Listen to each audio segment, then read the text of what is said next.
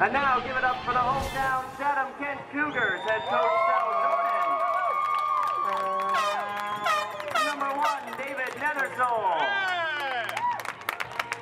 Number 2, Caden Segarin. Number 3, Chris Vercotteren. Number 4, Jermaine Caldwell. Number 5, Jake Anderson. Number 7, Kel Nevins. Number 9, Clayton Shreve. Number 12, Nolan Ball. Number 15, Quinn Howlett. Number 17, Ross Krieger. Number 18, Blair Durant. Number 20, Liberty Roundtree. Number 21, Rashawn Cato. Number 22, Dylan Beaumont. Number 23, Ethan Bayless. Number 36, Tanner Schuen. Number 40, Chris Osborne. Number 42, Owen Dorsers.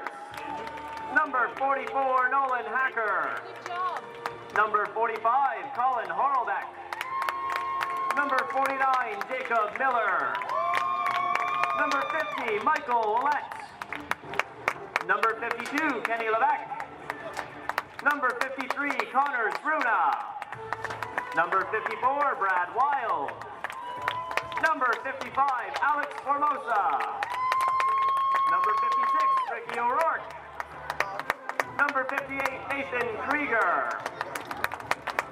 Number 60, Cameron Fletcher. Number 62, Dylan Johnson. Number 64, Matthew Lee. Number 70, Nicholas Polillo. Number 72, Connor Walsh. Number 74, Griffin Peltier. Number 75, Nathan Champagne. Number 77, Zach Nicholson. Number 81, Mohamed Abari. Number 88, Quentin Forgy. Number 90, Brady Pataki. Number 95, Joshua Horlbeck. Number 97, Hunter Migwans. Number 98, Drew Smith. And number 99, Austin Miller. Ladies and gentlemen, the Chatham-Kent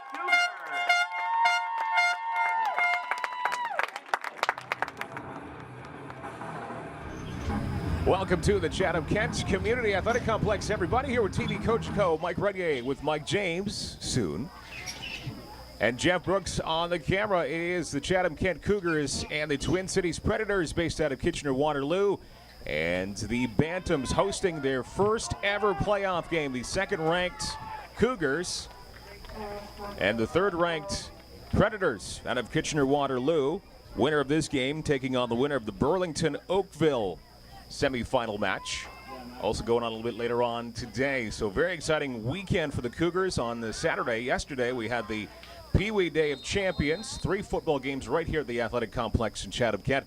And today the first ever playoff game that is hosted by the Cougars in their history. As we are underway, the ball going to the Twin Cities Predators kick off this football game here this afternoon in the sunshine and going north to south here and getting up past the 45-yard line, close to their own 50-yard line. That was grabbed by Ahmed Kanu, and Kanu secures some pretty good field position here for the Twin Cities Predators as we are underway in the sunshine in the noon hour here at the Chatham-Kent Community Athletic Complex. As the Chatham-Kent Cougars, as mentioned, second ranked coming into this game, 7-1 regular season. Great job by the Cougars throughout the regular season. 7-1, 6-2 for the Twin Cities Predators, so right on their heels. So that sets up a great semifinal game here this afternoon. First and 10, 46-yard line.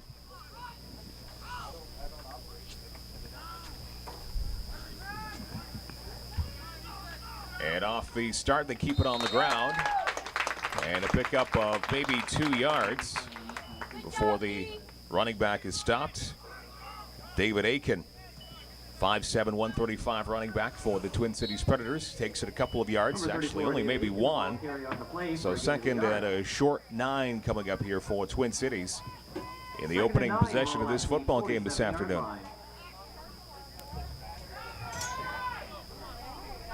Just a nice breeze, beautiful sunshine here in Chatham-Kent this afternoon. Good football day and a good crowd here at the athletic complex. Is now a fumble as it was pitched back to the running back, and a little bit of miscommunication there as the quarterback pitched it to Tavian Shand, one of their top running backs here at Twin Cities.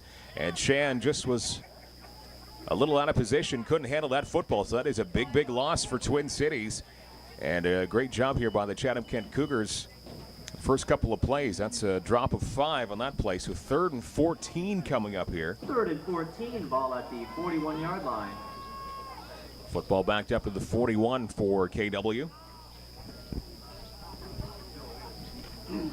Now, predictably, they go to the air, passing play, and it is just out of the reach of Barnabas Neal, who's got quite the size on him. He has a big frame, and he just wasn't able to pull that one down. That was a little bit overthrown by the quarterback, and Neal wasn't able to pull it down. So good job by the defense for the Cougars as they go to a 3-and-out here. And 4th and 14, punting situation. So the Cougars will get this football back here in probably fairly good field position. As we're coming up to the 2-minute mark here of this first quarter. Good coverage on Barnabas Neal. And the fact the quarterback overthrew him by just a little bit brings up a 4th and 14. And now the kick, not very far at all. A lot of air, but not a lot of distance. Nice return here. Good job by the Chatham-Kent Cougars and Nolan Hacker. Number 44, Nolan Hacker. Able to bring that past the 45-yard line to around the 44 of Kitchener-Waterloo. So very, very good field position here for the Cougars as they start off things on the offensive side of the ball. In this semifinal here in the Ontario Football Conference, Chatham-Kent Cougars coming in the 2nd seed, 3rd seed for KW, and an injured Predator on the field around the 45-yard line after the kickoff. Just trying to see the number over there to see who is injured for Twin Cities. Burlington Forest City, pardon me. I don't know how to read standings. Do not know how to read standings. So the other semifinal series, Burlington and Forest City based out of London. So that's the other semifinal series going on. We're finally underway. Injury timeout is over, and now the Cougars have their first go at it on offense here this afternoon in a scoreless football game. After a good job by the Cougars defense. 12:49 left of the clock here this first quarter. And now they pitch it out to the left, and a good hole along that far side. Some good positive yardage here right off the top, and Jermaine Caldwell getting the pitch from the quarterback. And Caldwell able to get some good yardage on 1st and 10. Getting at least half the distance to the first down marker. So that sets up around 2nd and 5 here coming up now offensively for the Cougars. 5 yards, 2nd and 5. Again, a quick pitch out by the quarterback and another reception. A little bit of room to move. It looks like this is going to be a first down. Jake Anderson, nice job from Kelton Evans. Kelton Evans, a quick pitch out to Anderson and a reception, and he's able to get some yards after the catch there.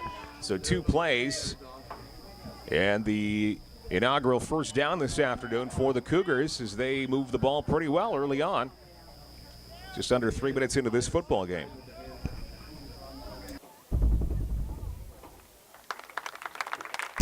Now the injured Predator getting up, and looks like he's going to be able to walk off at the sideline under his own power.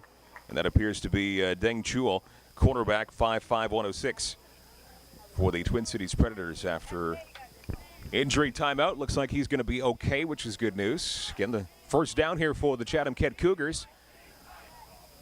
The 30-yard line. Beautiful afternoon for football here at the athletic complex.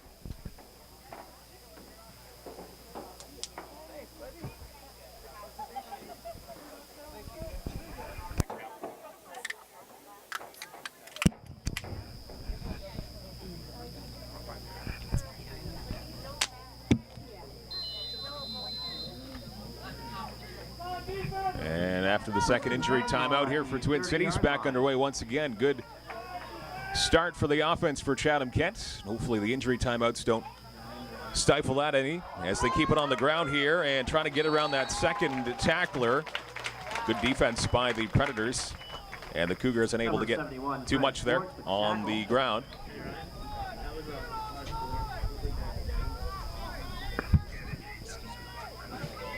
Looks like they dropped about a half yard on that run, so 2nd and 10 here remains. Dropping back to pass, quarterback once again, some big-time pressure, and he overthrows it, an interception by number 75, Noah Ross, defensive tackle, able to be in the right place at the right time. And Kelton Evans wasn't able to connect with the receiver, tipped off of his hands, and right there was Noah Ross to grab the interception. So there goes that opportunity on offense for the Chatham-Kent Cougars. Big stop on defense for the visitors as they will take over at around the 35-yard line or thereabouts. 38 is where they will start off at. 1st and 10 ball at the 38-yard line.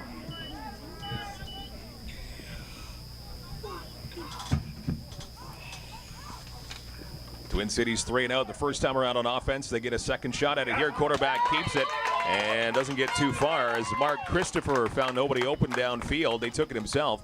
And Christopher not able to get much past the line of scrimmage here. Good defense by the Cougars in this first quarter. And actually not able to quite get back to the line of scrimmage, dropping a yard on that run. 2nd down and 11 to go. Number 12, Mark Christopher, under center for the Predators this afternoon. 2nd and 11 ball at the 36-yard line.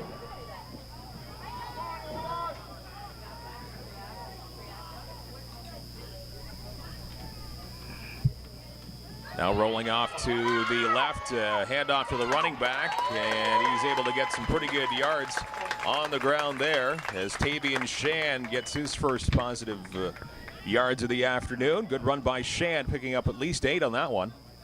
Number 28, Tavian Shan, the ball carry on the play for a gain of 8 yards. 3rd down and a manageable 3 coming up here for the Twin Cities Predators. As Mark Christopher had to get off to one of the top running backs on this team, Tavian Shan. At the 44-yard line. So 3rd down, 3 to go, 44-yard line of Twin Cities. That's where the ball rests right now. Just over 9.5 to go in this first quarter. Once again, they fake it on the ground. Quarterback Christopher keeps it, trying to get to the outside and around, and the Cougars defense able to get over there and stop him, actually knock him back a yard or 2, it appears. So good job on 3rd and 3 by the Cougars defense, not fooled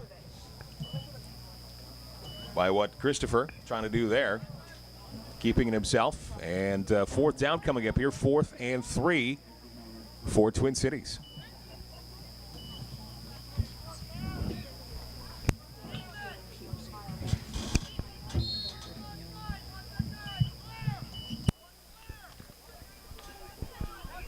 Fourth and 7 ball at the 41-yard line.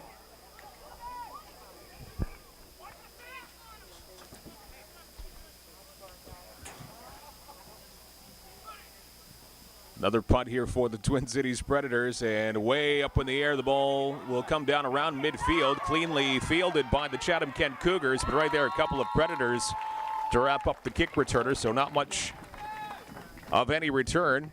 But again, some good field position. Good job there by the Cougars to get in position. Nolan Hacker, once again, his second kick return for no yards, but the Cougars right close to midfield, 54-yard line in their own territory is where they'll start off their second offensive drive. First go around on offense stalled at around the 30-yard line after that interception. 1st and 10 ball at the 54-yard Scoreless tie line. continues here, 8:25 to go in this opening quarter. And they keep it on the ground as Caldwell gets the call. He gets it across midfield. He gets a couple of yards with Caldwell. Bringing up a 2nd and 8 situation.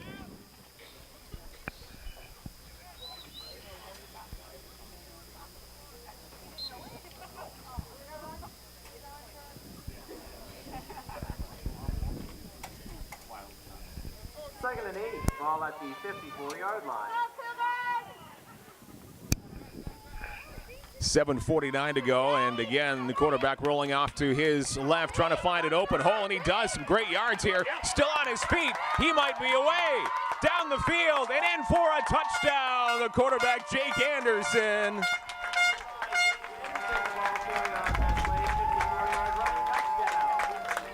Quarterback Kelton Evans keeping it on the ground. Jake Anderson grabs it right away and able to find a big hole along that far side.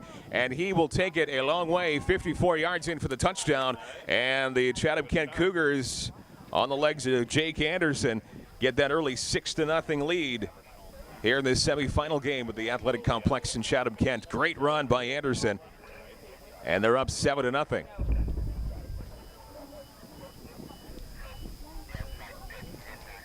So that didn't take long in that offensive drive for the Cougars to finally hit pay dirt here this afternoon. 7:37 to go in this opening quarter.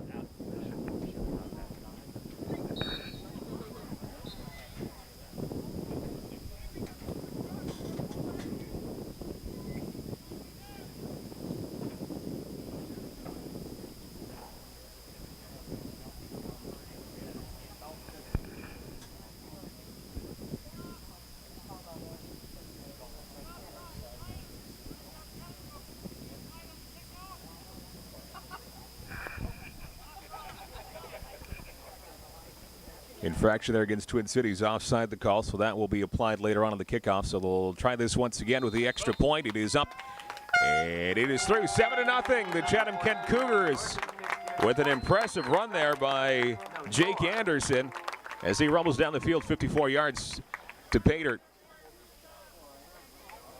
And the Cougars are up early on here in the sunshine this afternoon as they go back on defense.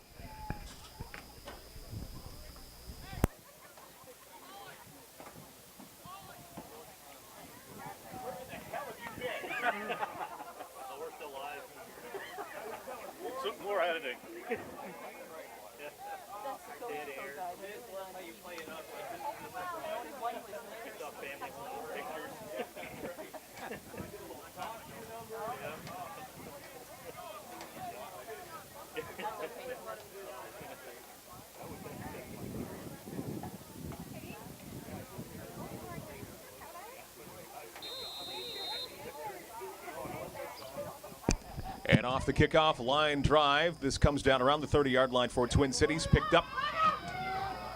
And that is number 28, Tavian Shan. He finds a little room along the near side, and finally, what a big hit there by the Cougars. Jermaine Caldwell bringing him down around the 45-yard line as Shan gets the return. Very quick speed there by Tavian Shan, and that's going to be the opening drive here where it starts for the Twin Cities Predators. Finally joined by my good buddy Mike James as he gets up here.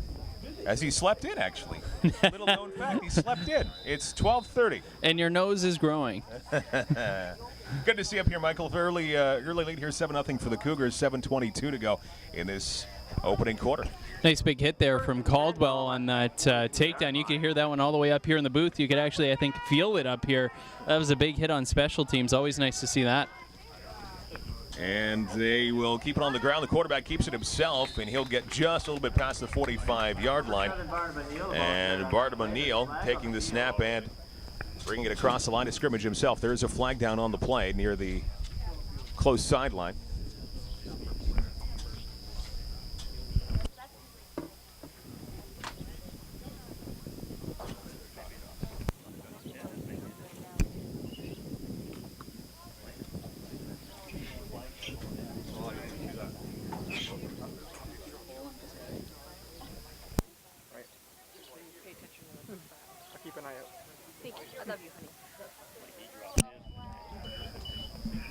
First and 15 coming up, 5-yard penalty. Procedure call against the Twin Cities Predators.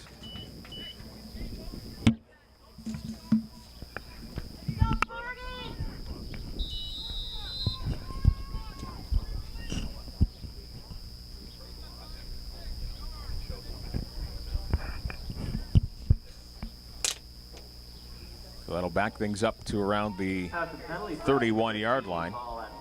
37-yard line.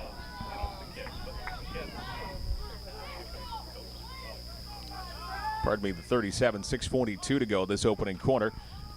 Neal with the snap, and now he's in a lot of trouble. Lots of pressure by the Cougars, trying to find a little bit of room along that far side. He does, and almost able to complete the pass. A wide open Tavian Shan, but he wasn't able to wrap his hands around it.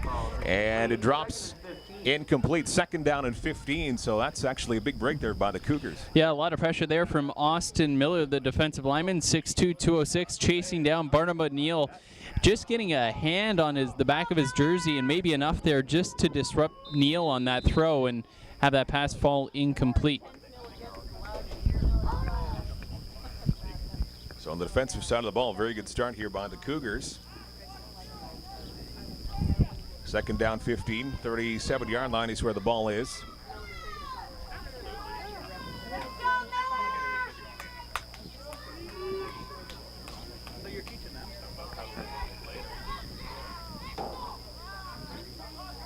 And once again, the snap comes back to Barnum O'Neill. He has a lot of pressure right again. Off the hop, he gets around one tackler, goes back the other way along the far side, trying to find some open room. He still is on his feet, and it takes about 3 Cougars to bring him down past the 40-yard line. So some positive yards there. Good job by Barnum O'Neill. And the Cougars had a chance to knock him back quite a few yards. Just Neal eluded the sack. Yeah, it was Quentin Forgy of the Cougars that had the pressure there, number 88, the defensive lineman. And Neal showing that athletic ability, able to get away. But a nice job here from the Cougars, showing that swarming defense that they've got, chasing Neal down and not allowing a big gainer. 3rd and 15, ball at the 37-yard line. So right back to the line of scrimmage, 3rd and 15. A pivotal play here this first quarter, just over 5 minutes to play. Twin Cities Predators trailing the Cougars by 7 right now, and a handoff. They keep it on the ground. Lots of room for Shand to move, and a first down, and a lot more. Shand at the 35-yard line now finds some resistance, and he'll get tackled around the 33. But a massive run by Tavian Shand as he's able to find a hole and run all the way down to the 33-yard line of the Chatham-Kent Cougars on 3rd and very long. That didn't matter there on that play. Now, Tavian Shan, we've seen this before. He is an extremely athletic and capable running back, that number 28 for the Predators, and he showed it right there. Somebody got a hand on his jersey, but he just brushed it off and broke it wide open, showing that breakaway speed that he has. That ball was originally at the Predators' 38-yard line. Now they sit at the Cougars' 34-yard line. A big gainer there from Tavian Shan. So a fresh set of downs and a much better field position here for the Twin Cities Predators. Flag down, they go to the air. What a catch by number 0, the Twin Cities Predators. Gordon Lamb bringing that pass down. A flag is on the play at around the 34-yard line, but a pretty pass and a great catch by Lamb. Very close to the goal line. And is this coming back? This one is coming back. Just waiting for the call here from the referee. Some frustration after that call was made by Barnum O'Neill, as he had a pretty little pass that was hauled in there by Lamb.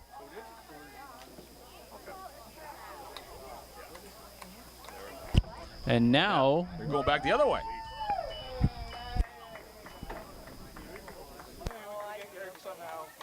Oh, they're picking up the flag there, I'm being told here in the booth. Because they were walking backwards. 1st and goal, ball at the 2-yard line. So the penalty is no longer. No, a big 33-yard gain there on that passing play, bringing up about a 1st and goal here. Now from the 2-yard line, Tavian Shan punches it in for the touchdown as they keep it on the ground. And the Twin Cities Predators back into this football game as they're just an extra point away from tying this thing up at a 7-6 game. Yeah, we've seen this before. Tavian Shan and Barnum O'Neill, the two big athletes here for this Predators offense. When these two teams met earlier this season, they were the two standouts for sure for the Predators, and they play defense as well. Very talented, and the Cougars obviously know that from that previous experience. And Cougars defense was looking strong there, but a couple of big plays blew this drive wide open. Kick is up and through. 7-7 football game. Off that beautiful catch, the 2-yard line. Gordon Lamb setting that one up. Barnum O'Neill throwing that one up in the air, and that sets up the 2-yard run into the end zone. And we're all tied up at 7 apiece now with 3:59 to go in this first quarter. Light breeze here at the Chatham-Kent Community Athletic Complex. And semifinal number 1.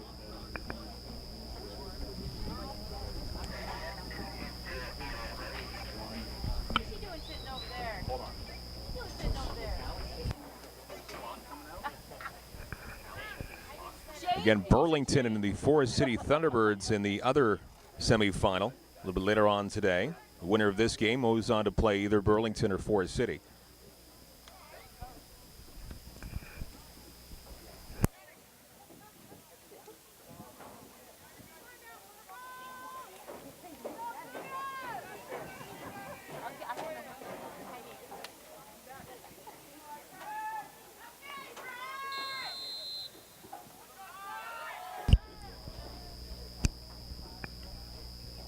Cougars get the football back here. Kickoff is up, and a little squib kick, and rapidly picked up by the Cougars, as I think Twin Cities had eyes on getting that football right back, but the Cougars able to snuff that one out. Good job as they grabbed it right away. Yeah, Nathan Krieger, a good heads-up play there. The onside kick by the Predators, but number 58, one of the up men for the Cougars, takes that one on the quick hop, and sometimes if the team will try an onside kick like that, if one of your up men's able to pick it up cleanly, he could actually take it back for a touchdown. So the Predators actually a little bit lucky there to make the tackle. And again, a heads-up play by Krieger to pick that one up and give the Cougars great field position here. The Cougars won't, sneeze at the field position at the 49-yard line of Twin Cities. And right now, a passing play, another good job, and a reception. And he is going in with pretty good steam here. Could be in the end zone. It is a touchdown by Jake Anderson. His second of the game. Kelton Evans finds Anderson. And Anderson able to find a huge hole along the near sideline, and he takes it all the way in for 6 more points. And a 13-7 lead now by the Chatham-Kent Cougars as the points are coming fast and furious in this first quarter. Boy, Jake Anderson just turns a short pass into a big gainer for a touchdown there. What a play by Anderson. Just a quick, easy little pass and catch, and just shows that breakaway speed, and he's got size to boot. A big touchdown for Anderson, his second of the game, as you mentioned, Mike, and second big gainer of the game, both of them over 50 yards. Some elusiveness and a lot of good speed there by Anderson as he gets right in front of the defense and takes it all the way to the big house. 13-7, extra point coming up here. So it didn't take the Cougars long to claim that lead right back again. And Owen Dorsers with the kick. And a 14-7 lead now by the Cougars. A back and forth football game in this first quarter.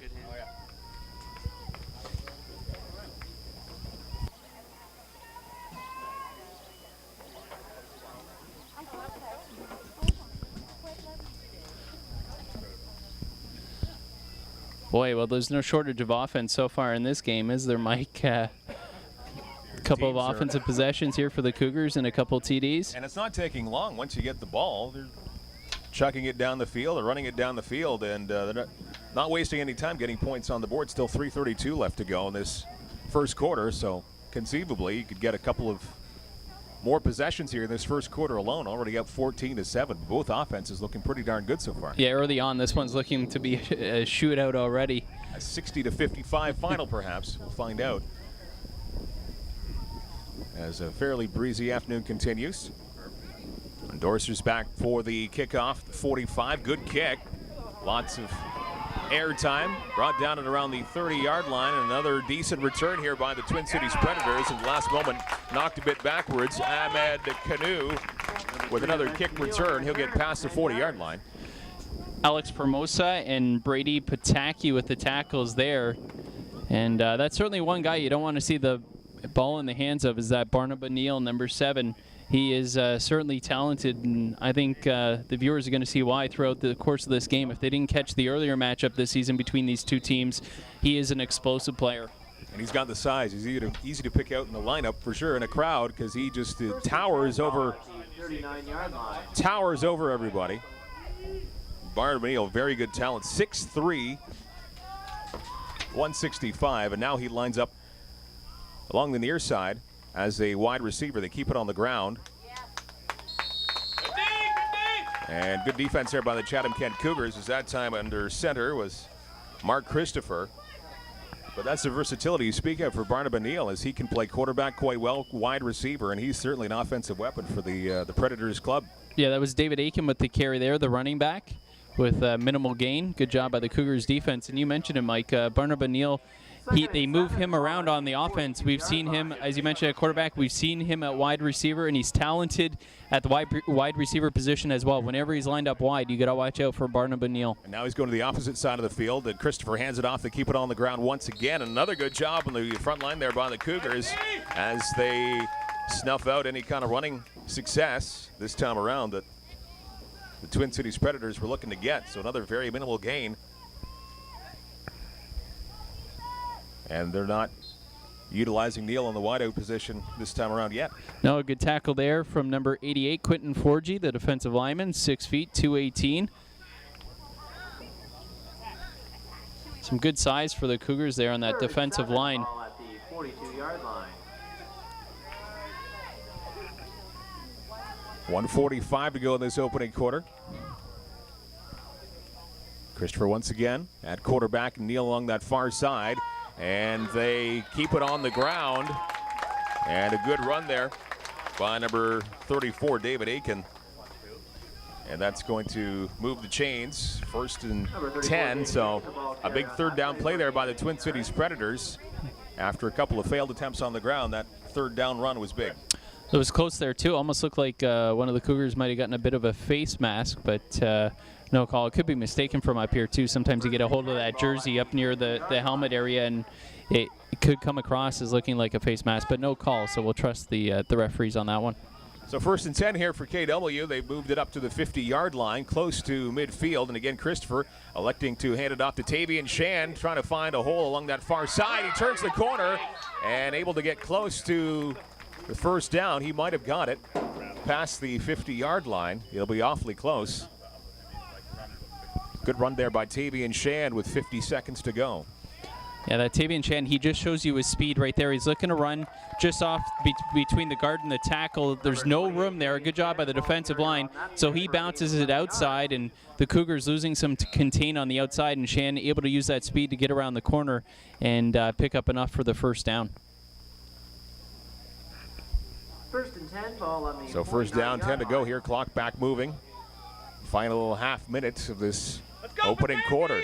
14-7, the Cougars with the lead. And Christopher again electing to hand it off, but right there, before the running back gets to the line of scrimmage, he knocks him back a yard or two as Shand had nowhere to go. A triplet of tacklers there for the Cougars. Brady Patakian on that one, Quentin Forgy as well. Good defense there from the Cougars on that right side, shooting the gap and holding Tavian Shan to minimal gain. Actually a loss on that one. By a yard or so, this will be the final play of the first quarter. 2nd and 11. Second down, 11 to go. Ball just behind the 50-yard line in Cougars territory. Christopher has it, drops it back, looking to go into the air, and this time it is quite a bit overthrown above Gordon Lamb's head. And that drops well incomplete. So 3rd down and 11 coming up as we'll begin the second quarter. Great first quarter. Entertaining, 14-7, the Cougars with the lead. Oh, yeah, back and forth. This one's going to be an entertaining one. You can already tell, especially you add in the amount of talent that you have on both sides of the field here and the fact that it's a playoff game. Looks like the kids are really going to take their game to that next level today and put on a show for the big crowd that we've got here at the Athletic Complex in Chatham-Kent. Yeah, beautiful weather and nice crowd here, so it's good to see as the Cougars look to move on to the final next week. Oakville, Forest City, the other two teams vying to get a spot in the final.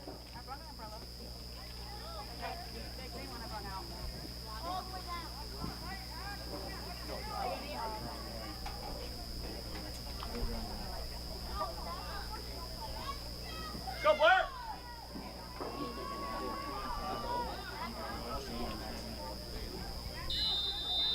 Back underway for the second quarter. Big play here for both sides. 3rd and 11 for Twin Cities. The 50-yard line. And they elect to give it off to Tavian Shand. And again, right to the line of scrimmage, he is brought down. That looked like that was Quentin Forgy again on the tackle, bringing down Shand. And a 4th and long coming up. Forgy's having quite a game here early on. That was 88. Breaking through on that right side and making the tackle, and as you mentioned, Mike, that's a big stop right there, bringing up a 4th down and forcing the Predators offense to bring on the punt team and kick this one away to Chatham-Kent. The wind today blowing across the field, so not really favoring either direction at this point.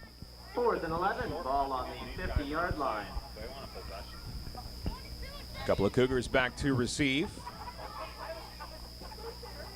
And the punt is up from the 50-yard line. It's pretty good hang time coming down at around the 40, and now bobbled at the last moment by the Cougars. Looks like they fall right back on it. And a little bit fortunate right there. Number 44, Nolan Hacker. And Hacker Flag on the field. fumbles it just at the last moment, but he's able to put his body back on it. And a flag comes down at around the 50-yard line.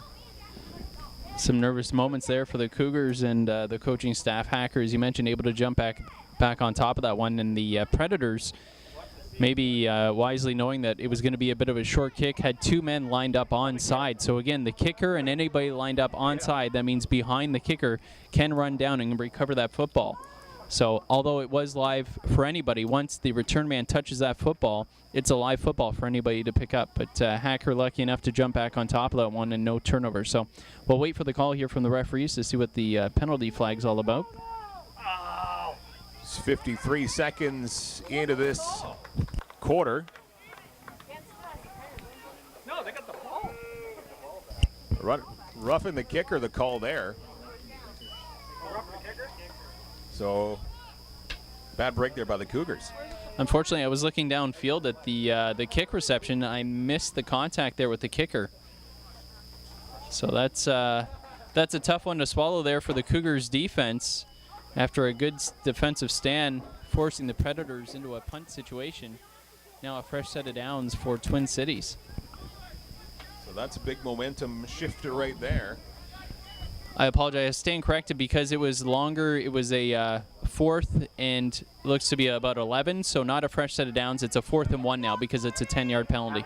But still the offensive weapons remain on the field for the Twin Cities Predators. Going forward on 4th and a yard from the 40-yard line now of Chatham-Kent. And flag down before the ball thrown.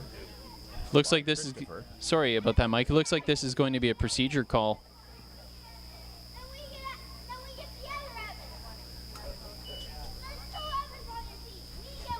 So now this may have the punting team coming out here for Twin Cities. Yeah, so that will make it 4th and 6 now. Again, it was 4th and 1, the 5-yard penalty, so 4th and 6. Let's go defense! But no change in personnel here from Twin Cities. So unless the punter is a part of their regular offensive formation, it looks like the Predators are going to go for this one. First big gamble of the afternoon if this is the case, but they certainly have the offensive weapons After the penalty, 4th and 6. make it work. Ball on the 4th and 6. 45-yard line. Clock back running. Just over a minute into the second quarter. 14-7, the Cougars with the lead. But the Predators are going for it. And Christopher back to throw it, and he overthrows his intended receiver along the far side, as that one was intended for Gordon Lamb, but that was quite a bit overthrown. So a big break there by the Cougars. Get the ball back in great position. Yeah, certainly do, and it looked like he had Lamb open too. Just found the nice seam in the defense, but couldn't find the man. As you mentioned, overthrows that football. So the Cougars dodge a bullet there and get the football back on offense. On their own 45-yard line as they try to put some more points on the board and get a more sizable lead. It's 7 right now, 14-7. And the first ever Bantam home playoff game here at the Chatham-Kent Community Athletic Complex. Defending their championship.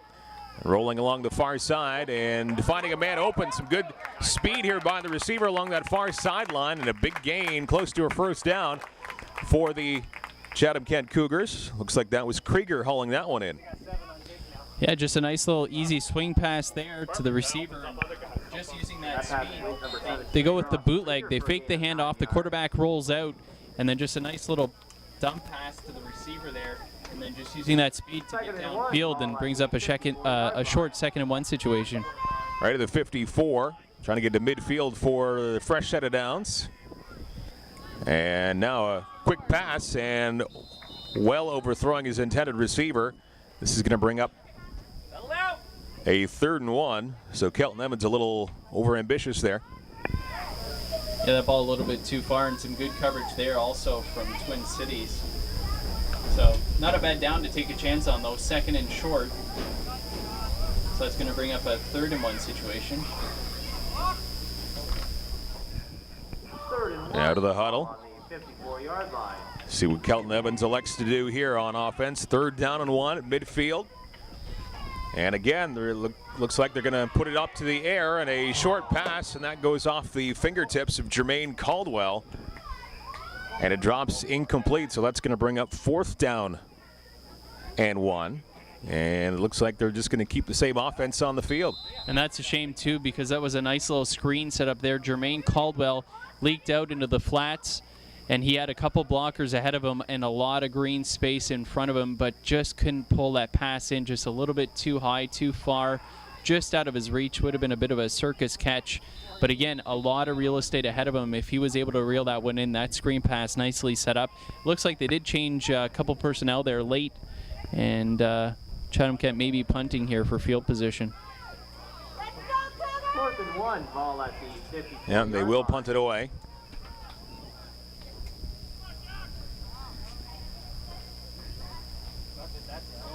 And now they do a little trickery. They do keep it on the ground. And that's going to be enough for a 1st down. So they made the defense think they were going to punt it away. But on the fake, able to get it to a 1st down. So good job by the Cougars there. That's Jermaine Caldwell. Takes that ball, and as you mentioned, the fake punt, well executed by the Cougars. And Caldwell gets enough for the 1st down in there on the 4th and 1.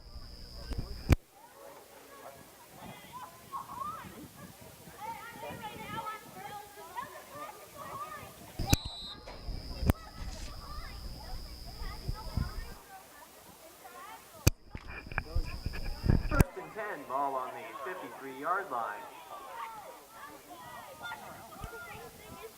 53-yard line now in Twin Cities territory as the ball pitched out to Jake Anderson. Anderson able to get past a whole bunch of tackles all the way up to the 45-yard line. Great job by Jake Anderson. He's still on his feet and off to the 40-yard line, and now a flag comes out, which I believe might be going against KW here, but what a job by Jake Anderson. He's able to get past half the team there and all the way up to the 40.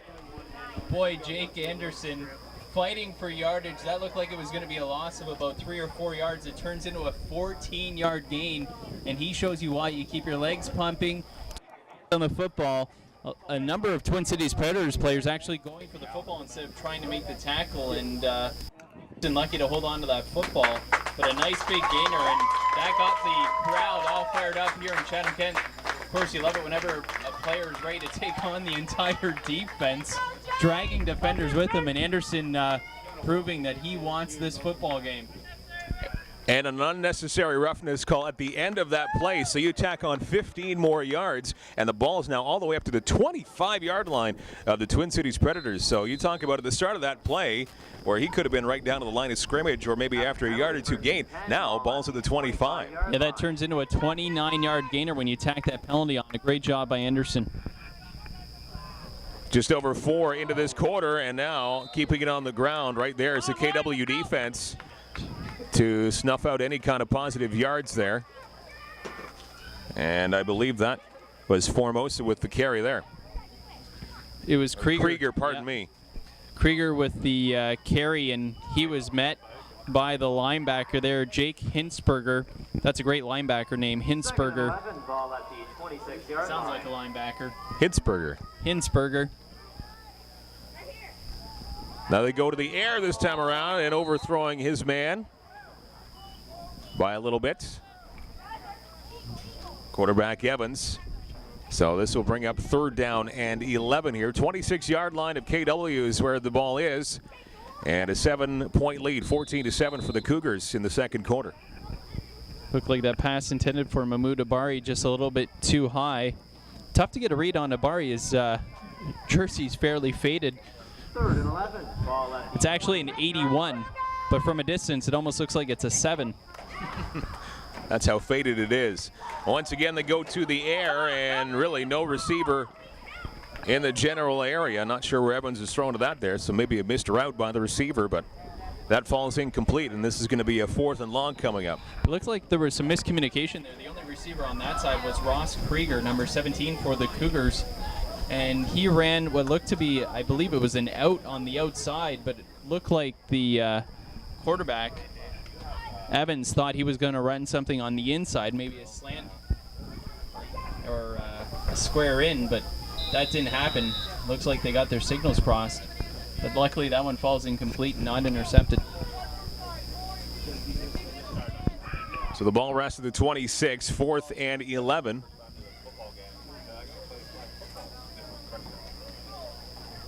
Fourth and 11, ball at the 26-yard line. Cougars going to punt this one. And it looks like another fake is happening right here. Quarterback able to drop it off, and now it's intercepted by Kitchener-Waterloo, so that didn't work out too well, but still fairly decent field position as KW will take over at around the 30-yard line, so an interception will turn this one back over. And errant pass there, the would-be punter on that one leaked out from the backfield. Looked to be the main receiver, but the quarterback there looking over the middle, and an errant pass picked off by Twin Cities. So had they gone for the punt, perhaps the Cougars get a single there, but instead now Twin Cities will get the ball fairly deep in their own end, so not a bad position here for the Cougars defense to be in, with Twin Cities taking over the ball on about their 26-yard line. 14-7 for the Cougars.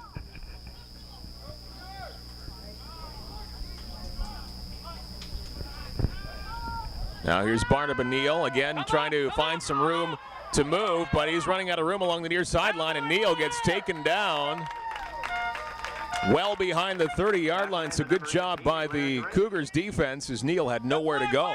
Yeah, nice job there from Blair Derink, number 18. And looks like Tanner Schuin was also in on that tackle. A nice job there. Barnabas Neal has tremendous amount of speed. They did a good job of stringing that out, and the more you can string that runner out along the field gives your other defenders a chance to get there and help you out to make the tackle. That's exactly what happened. One of the defenders able to string Barnabas Neal out. Somebody else comes in to help him out, has a better angle, and he's able to make that tackle for a loss. Now 2nd and long coming up. They keep it on the ground, and once again, good job by the defense of the Cougars as two young men taking down Tavian Shan before he gets to the line of scrimmage. So again, the defense proving they're up to the challenge here this afternoon. Eaten up that time by Austin Miller, big number 99, 6'2", 206. He deserves to have that big number on his jersey. Good job by Miller just swallowing up the running back. And that's going to bring up a big 3rd and 11 here for Twin Cities deep in their own territory. They've already had some success on 3rd and long already, so the Cougar defense has to be alert here. And out in the shotgun, here's Barnabas Neal with the football going deep down the field, and it is caught by Ahmed Kanu. There is a flag down. And interference perhaps on the D coming up, we'll find out.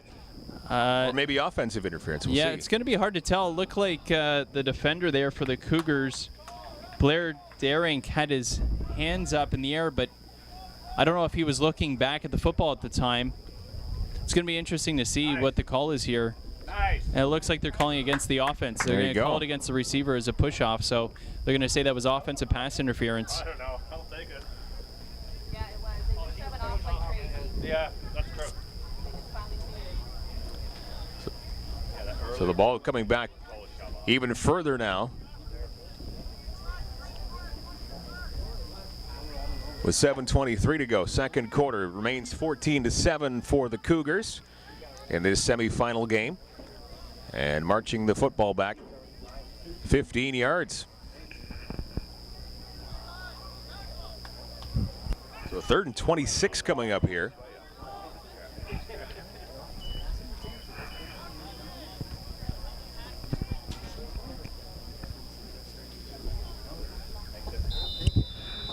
So that was a tough decision there for the Cougars, though, because if you decline that penalty, it brings up a 4th down and a punting situation. Here, you give Twin Cities a chance to perhaps gain a 1st down on a big gain.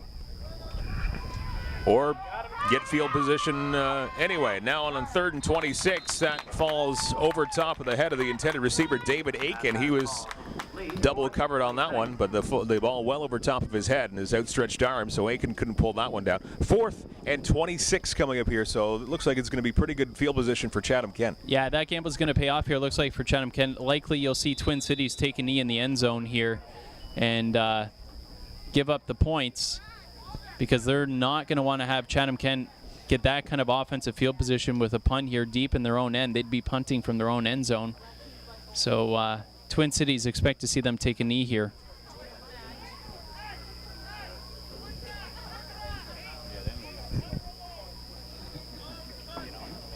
You can hear the coaching staff reminding the players, leave the punter alone.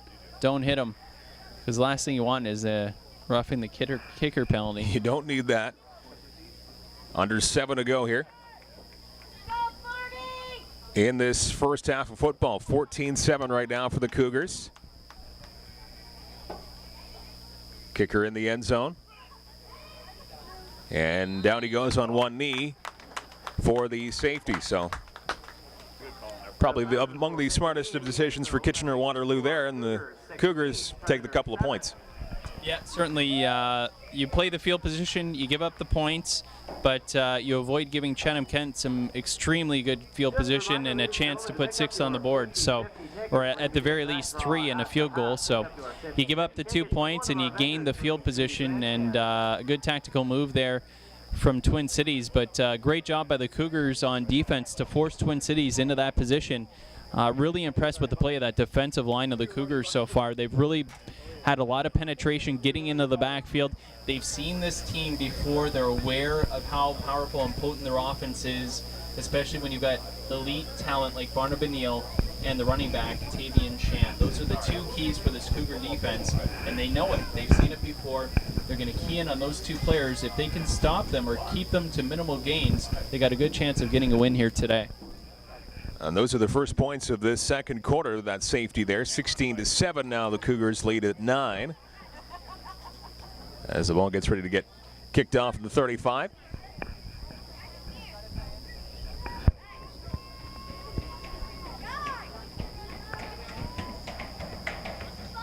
And Ben Durdan will do the honors to kick it away for the Twin Cities Predators. Good line drive kick coming down at around the 30-yard line. Initially bobbled by the Cougars, but picked up, and a pretty decent return here for Chatham-Kent up to midfield and beyond. Great job by number 55, Alex Formosa. After that little early bobble, he picks it up and gaining well over 20 yards on the return up to midfield and past midfield. So great job by Formosa. Alex Formosa showing some speed there, plays the linebacker position for the Cougars on defense as well. But showing some elusiveness and some nice blocking up front. He finds the seam, and a little bit of breakaway speed there from Formosa. And looked like he maybe only had one more tackler to evade. Could have gone to the house, but a great return and nice field position here for the Cougars offense, starting with the ball on the Twin Cities side of the field. And up by 9 as they take back over on offense. And a little reverse going on here now for the Cougars. And some room to move here, and close to a first down. And now a first down and a lot more. Great job by Jake Anderson at the very end. He had to absorb quite the shock on a hit around the 30-yard line. But again, Jake Anderson is having one whale of a first half. Barnabas Neal with the tackle there. I don't know if I'd call it a tackle. It almost looked like the 2 players jumped up in the air. And Barnabas Neal won the leverage contest, but they're big fellas too, those 2. So but beautiful play call there from the Cougars, the reverse, and getting the ball in the hands of the athletes. Anderson showing that he's definitely one of the supreme talents on this Cougars team. Up to the 25 again. They keep it on the ground and busting through the initial line and getting some positive yards. And that, I believe, was Caldwell on the ground there. Yeah, number 4 with the carry. Nice little hole there in the middle. It closed up fairly quickly, but positive yards, gain of about 6, maybe 7 on first down. You love to see that as a coach. It means your ground game's really churning, your offensive line's getting off the football nicely, and it really opens up the playbook with some versatility for play calling. And second and certainly manageable here with 4 to go. And again, Caldwell with the carry. He tries to find some open room along that far side, and he absorbs the hit along that far sideline and maybe getting a couple of positive yards out of that one. Good job once again by Jermaine Caldwell. Yeah, Caldwell with the nice carry, finding the seam and then bouncing it outside. That was Daniel Sterling with the big hit, but it was enough for a first down for the Cougars, and great job, keep the chains moving. Yeah, a little hard to see along the far sideline, but they do pick up the 4 yards necessary for that first down. So again, great effort by Jermaine Caldwell on the ground right there, as he has been also having a great first half of football too. Offensively, the Cougars, you can name about 3 or 4 people that have had some stellar play. Now once again, they keep it on the ground, trying to turn the corner along that far side.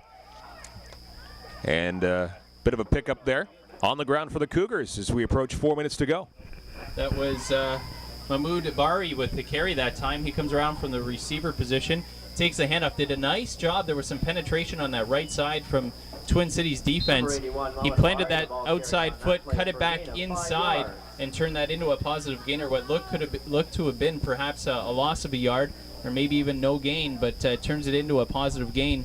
And that's key, especially as you get down near the end zone where it gets tougher for those tough yards. So pick up a 1 for Ibari. Again, they keep it on the ground, eluding 1 tackle, but not able to get past the wall of 3 or 4 KW Predators. And again, a very minimal pickup on third down coming up here now. 3:15 to go in the first half. Krieger with the carry that time. They use the big body here as they get down to the end zone. 5'3", 151, Krieger listed as.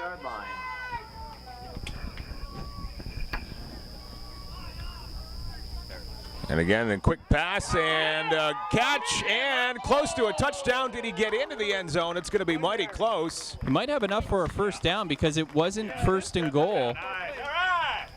It was going to be to the 1 yard line. And I think they're signaling that's a first down. Liberty Roundtree, the tight end, able to hold that one in. So good job by Roundtree to get the positive yardage and right at the 1 yard line too. That's right. So a first down here, that was enough because it was first and 10 from the 11. So the Cougars get a new set of downs here on the 1 yard line, looking to punch this one in and add to their lead. Ball at the 1 yard line.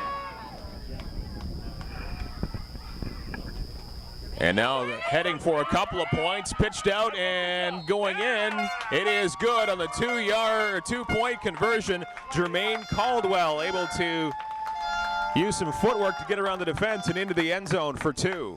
Some nice blocking up front there too for Caldwell. Just follows his lead blocker and then dives inside for the touchdown.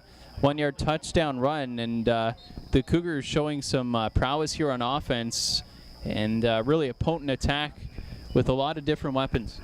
It's been going very well here in this first half, 24-7.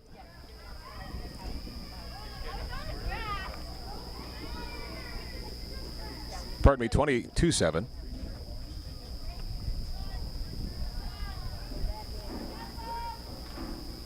And now it is blocked by Kitchener-Waterloo. And so 22-7 will be the score here after the rushing touchdown by Jermaine Caldwell from a yard in. Owen Dorsers, that one not getting up off the ground very high. Dorsers the kicker there for the Cougars. So 15-point edge here for the Cougars. We're 2:38 away from halftime.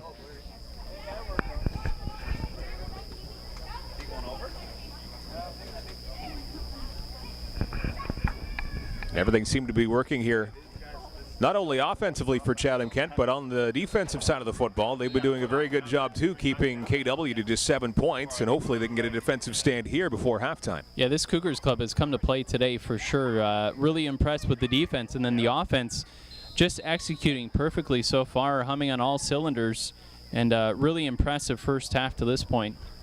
Kick fielded around the 30-yard line for Twin Cities.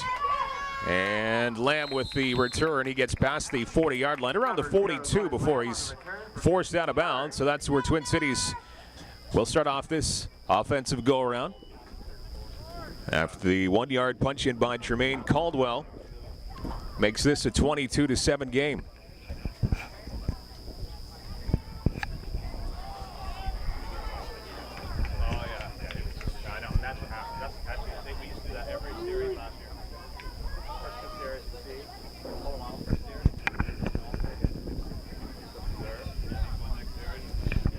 Twin Cities having a couple of different players under center so far in the first half. Mark Christopher, Barnum Neal has had a few snaps at quarterback, but primarily Mark Christopher. First and 10, all at the 44-yard line. And that'll be the case once again as Neal lining up along that far side at wide receiver. And Christopher electing to keep it on the ground for Tavian Shand and snuffing that one out the entire way. The Cougar defense. And I believe along that far way, Alex Formosa with the tackle. And Tavian Shand not really breaking out with that big run just yet. Not yet. Alex Formosa and Ricky O'Rourke combining on that tackle. Nice job not allowing that ground game to get anything going over that left side. They overload the left side that time, Twin Cities did, but the Cougars defensive line and linebackers up to the task, making the tackle for a 2-yard loss. One good run for Shand early on in the first quarter for the Predators, but that's about it for him on the ground so far. As we approach 2 minutes to go in the first half, once again, they keep it on the ground and up as far as the 45-yard line, maybe around the 46. Able to get through there, David Aiken. So an important third down coming up here, Michael. Yeah, Tanner Schumann with the tackle, number 36. And as you mentioned, David Aiken with the carry there. It looks like the Twin Cities Predators maybe going with a little more size at running back, giving the ball to number 34, Aiken, as opposed to Tavian Shand, maybe looking to pound that Cougars defensive line, which has played so well up to this point. So big third down here, 3rd and 8. The Cougars would love to stop them right here and maybe get the ball back for even another chance at a score before halftime. Just over a minute and a half to go now. The 3rd down and 8. They keep it on the ground for Shand. And again, right there, a whole lot of green and white jerseys bringing him down well short of the first down over maybe a yard or two pickup. So maybe a 4th and 6 situation coming up here. Boy, I've really been impressed with that defensive line of the Cougars and their linebackers so far today. They've done a great job controlling the running game of the Twin Cities Predators. As we've mentioned, this Twin Cities team, they've got some potent offensive weapons, but so far this Cougars defense has been really focused and really sticking to their game plan, it looks like, getting some penetration into the backfield and controlling those weapons that we all know that Twin Cities has, especially in Shand and Barnum Neal. Just haven't allowed them those big gainers that can really kind of break the back of your defense, if you will. That time called 1:28 to go in this first half, and a solid first half of football here by the Cougars as they look to move on to the final. Oakville and London going on to the other semifinal. So the winner of this game, the winner of next game, will be meeting here next weekend. Not here, but on the road. Looking to be the final home game for the Bantam Cougars for this season, but future looking pretty bright, and they've had a very good go-around here today. On the 49-yard line.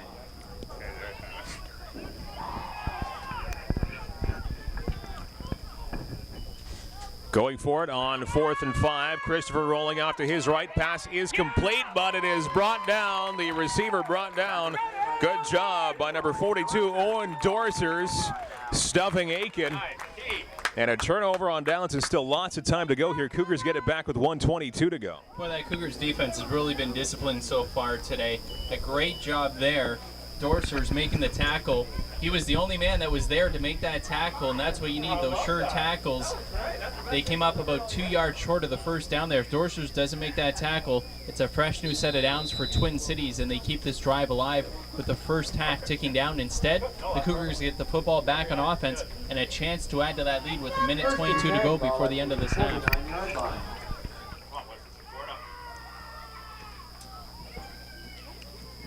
Cougars now a quick pass off to the left and in and out of the hands of the receiver along the near side here. Almost a reception.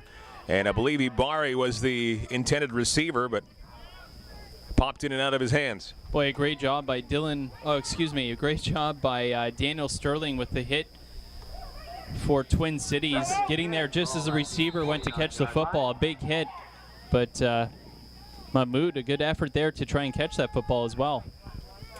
Now Nolan Ball getting a turn this time around on quarterback. And again, another incomplete pass along that far side.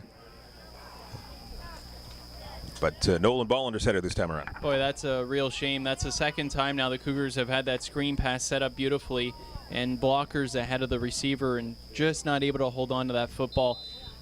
You got to expect you're going to see that call another couple times here in the second half, coming up in the second half, because both times that we've seen it set up here in the first half, it's been played out beautifully. The receiver just hasn't been able to hold on to the football. So that brings up 3rd down and 10, 1:13 left to go in the first half.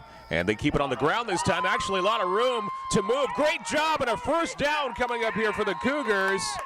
And how about that effort by Ross Krieger? A penalty flag is down at around the 36-yard line. Boy, Krieger with a spinorama there and breaks a couple of tackles. That was a beautiful play, and it looks like we're going to tax him on at the end of this one. Looks like hands to the face in some form coming up here, called against KW.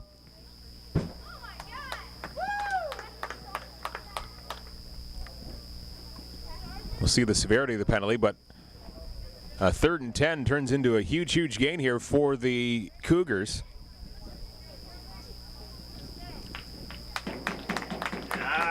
And they're 15-yard the call, face mask.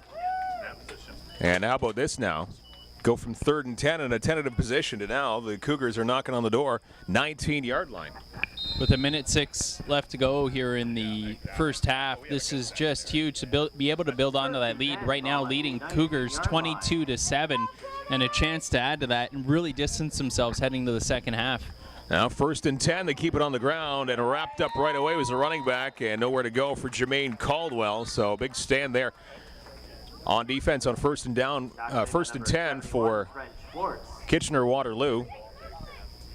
So 2nd down and long coming up here with 1:02 to go in the first half. Yeah, one thing you don't want to do as the Cougars is get overconfident, because you know Twin Cities didn't come here to just get beat up on.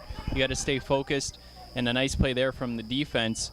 The Twin Cities, the Predators, they're no cakewalk. I'd expect them to come out fighting in the second half, but the Cougars here, if they can stay focused and add to that lead they've got right now, they got to be feeling good going into halftime. So a loss of 2 there. It's loss of 3 actually. 2nd and 13.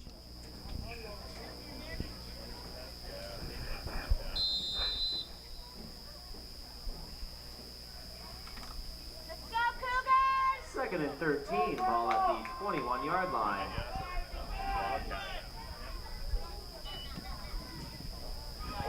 Rolling off to his right, eluding one tackle and trying to get around a second would-be tackler. Now the ball comes loose. KW says they have recovered it at around the 30-yard line or thereabouts, and it looks like it is a fumble recovery here for the Twin Cities. And they have, some trickery there from the Cougars. That time they had Jake Anderson lined up as the quarterback. They faked the handoff, and as Anderson's getting wrapped up, he did have some pressure in the backfield. He tried to throw it instead of just holding on to it and taking the loss. Lived to see another day. Unfortunately, tries to make something out of nothing, and that ball gets fumbled. And Kitchener-Waterloo dodges a huge bullet there. They recover that football deep in their own end. So 54.7 seconds to go in the opening half. Still lots of time to work with here. 1st and 10, ball at the 27-yard line.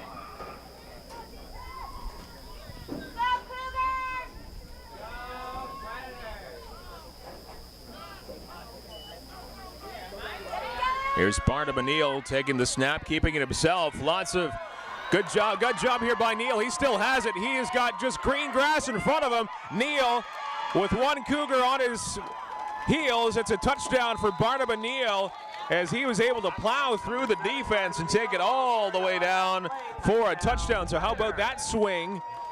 As the Cougars were on the other side of the field on the doorstep looking to add some more points, they turn it over, and Barnum Neal marching down the field for a touchdown. That was, if my math is correct, an 83-yard touchdown run from Barnum Neal. Unbelievable turn of events, as you said there, Mike. That's how quickly the game can change. And Barnum Neal showing why he is a dangerous weapon in the backfield. So now 22-13, extra point pending.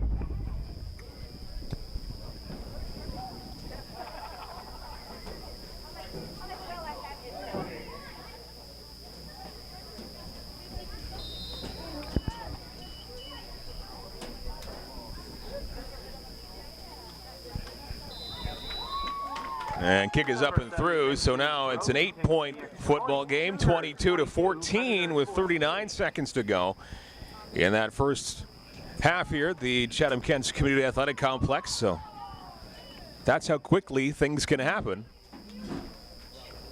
And this is still very much a tight football game, 8-point spread now.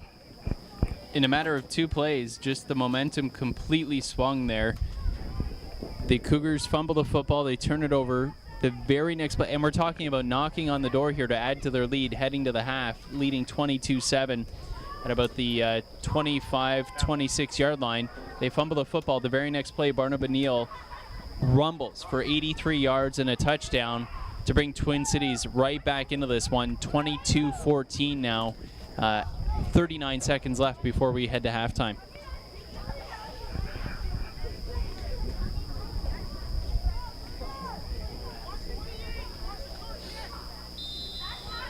You can hear the Cougars coaches smartly warning the players for the Cougars here that there could be a short kick coming with 39 seconds left. Twin Cities could just go with a little squib here and try and recover it. But instead, a solid line drive kick that goes over top of the head of everybody. Now picked up by the Cougars deep in their own zone. And a pretty good return past the 20-yard line.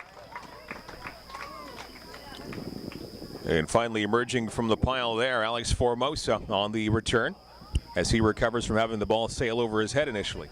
Yeah, Formosa misjudging that one a little bit, flying over his head, but a good job once he did pick it up to get back and give the Cougars some decent field position. It could have been much worse, so they'll take over at about their 21-yard line.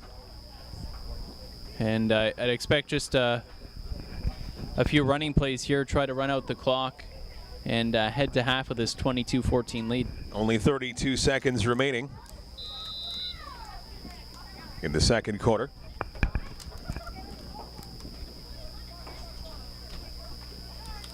First and 10, ball at the 21-yard line.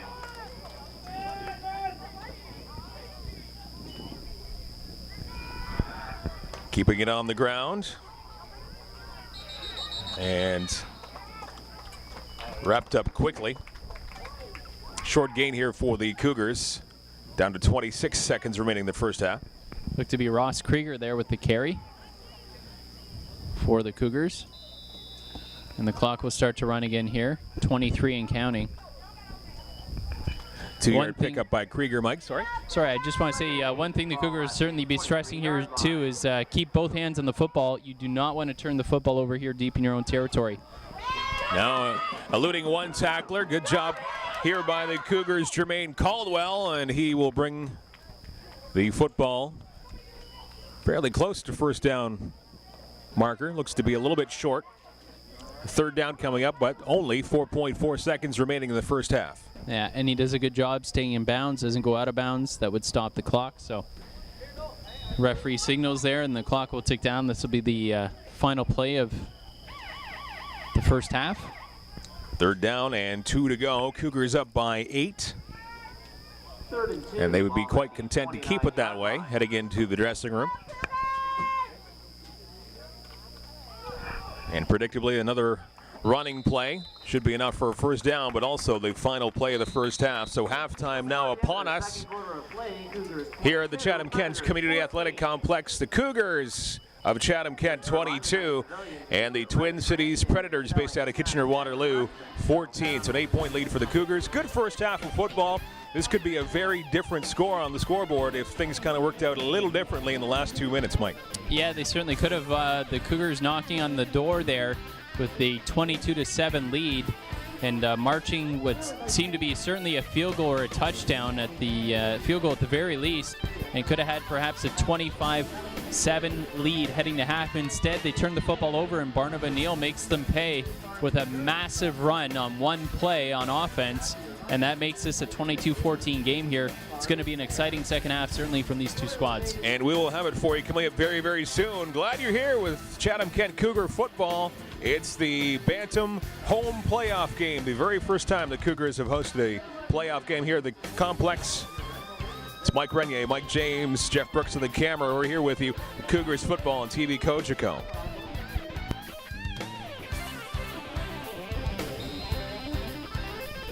Underway in the second half here at the Chatham-Kent Community Athletic Complex. Cougars with a 22-14 lead. Bouncing ball picked up by Chatham-Kent around the 25-yard line. And Alex Formosa on the return. And the Cougars have the football to begin the third quarter, up by 8. Good coverage there from Twin Cities. Not much of a gain on that kick return. So Chatham-Kent going to start this second half about their own 25-yard line, it looks to be. Actually, we'll call it maybe about the 23-yard line. First and 10, ball at the 23-yard line. They got a couple choice words from their coaches at halftime, I can tell you that. There you go. Kelton Evans keeps it on the ground, handing it off to Jermaine Caldwell.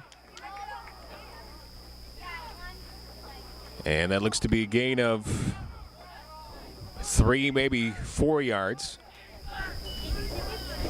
Looked like Caldwell had a nice hole there, but it closed up quickly. A good job by Noah Ross, the defensive tackle for Twin Cities.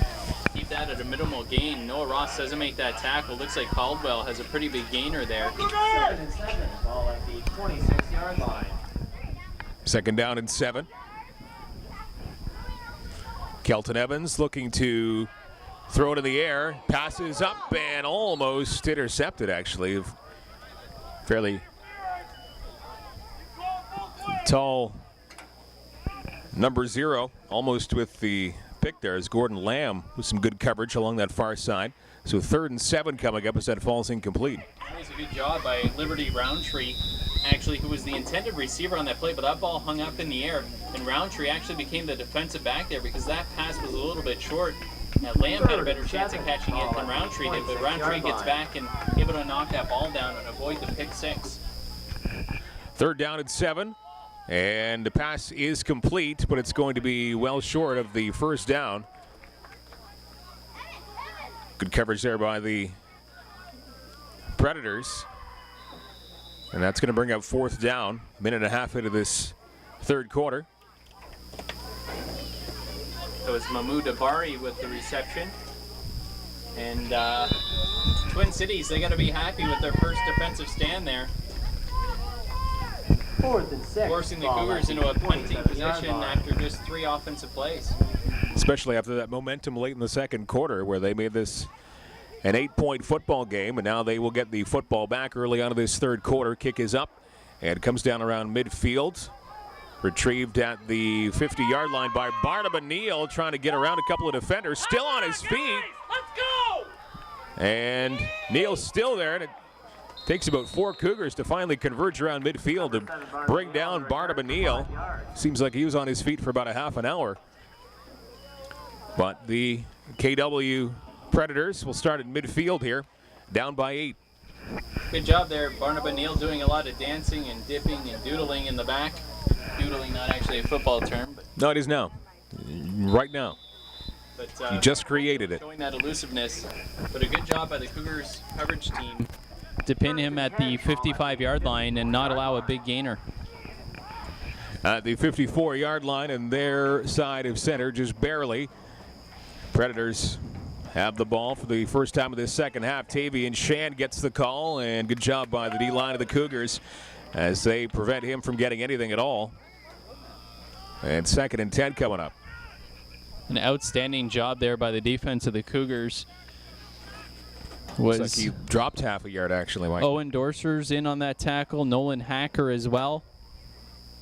Go Cougars! 2nd and 10. Ball at the 54-yard line. Yeah, good job there by the Cougars defense. You're right, a loss of about a yard. 3 minutes into this third quarter, out of the shotgun. And heaved up in the air and almost intercepted.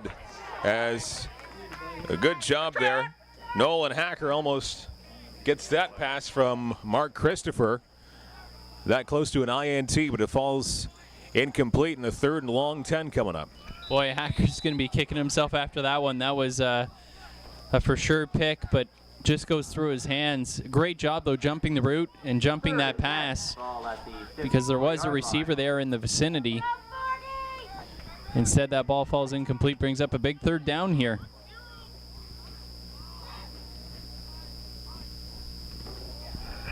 Again, they go to the air on this one along the near side. No one there for Lamb, but he drops the football.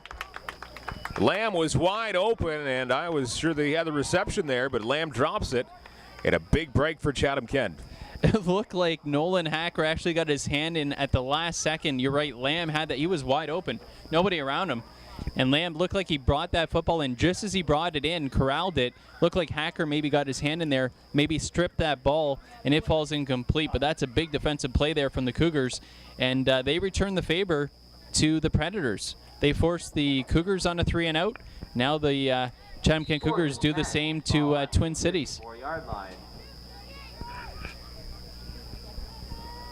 So no progress on offense for either side here to begin this second half, as the punt way up in the air, coming down around the 40-yard line, and it looks like a no yards flag down. And Nolan Hacker Number 44, grabbing the kick. We got 2 flags there. The first one's going to be a no yards. I think you're right there, Mike. The second one may be a face mask. Have to wait here. The referees converging on this one to get it sorted out.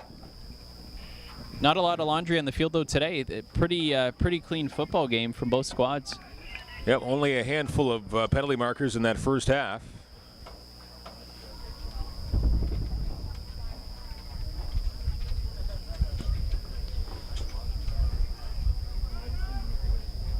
And it's going to go against the Twin Cities Predators. I think actually both flags are against KW. Yeah, the signal just given there to the sidelines. It was no yards as well as a face mask.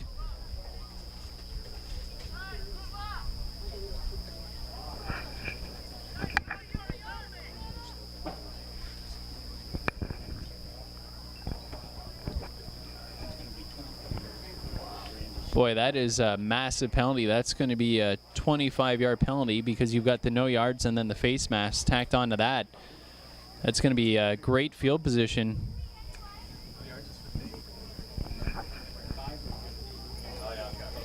Right.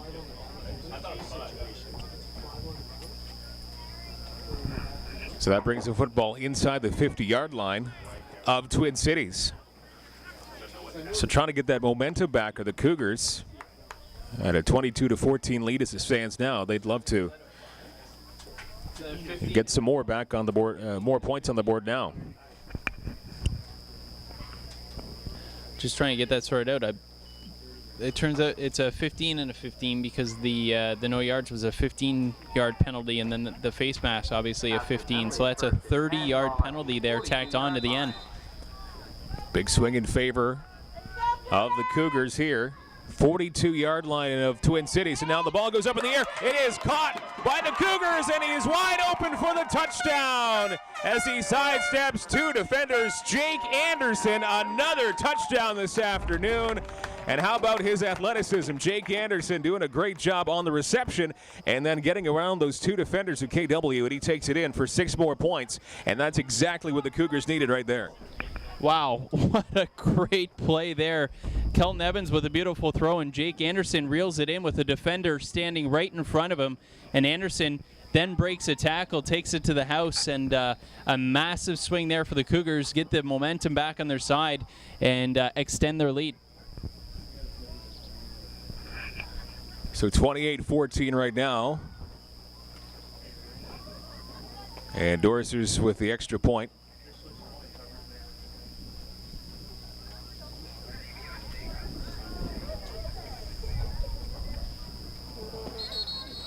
And before the kick happens, it's whistled down. Some kind of movement.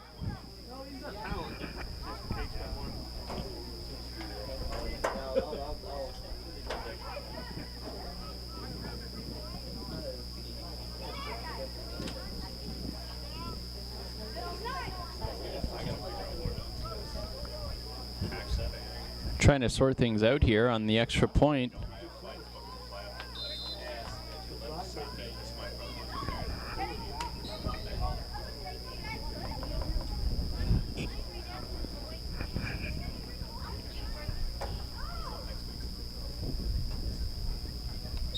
Oh, procedure play there for the Cougars. There was some movement before the snap.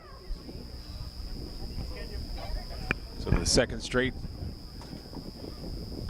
whistle there on the extra point.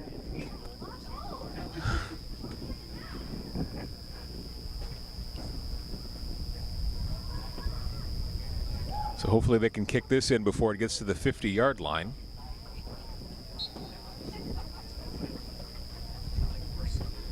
So Dorser's going to line this one up again.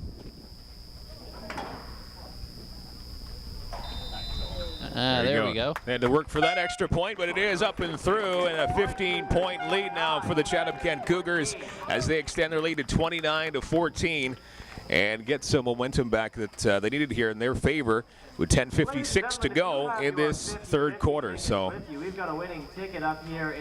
good job by the Cougars, and especially Jake Anderson. I believe that's his third touchdown of the afternoon. Yeah, that's right, Mike. And a nice throw there from Kelton Evans once again, putting it right in the hands of Anderson. He didn't have to break stride at all, and then Anderson does the rest. Evades a tackler and then takes it to the end zone for the touchdown and give the Cougars this nice 29-14 cushion. But, you know, you can't say it enough. Twin Cities, they certainly have enough threats on offense to make this a close game. Still a lot of football to play here. Only 4 minutes into this second half.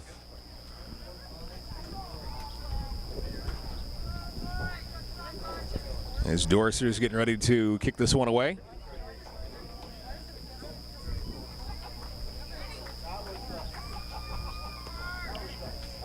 And another line drive kick. It's a good one. It bounces to around the 20-yard line and actually past the 20. Picked up once again by Bantam Neal, trying to get around the defense. And again, he's still on his feet past the 30-yard line. And just past the 30, he gets taken down.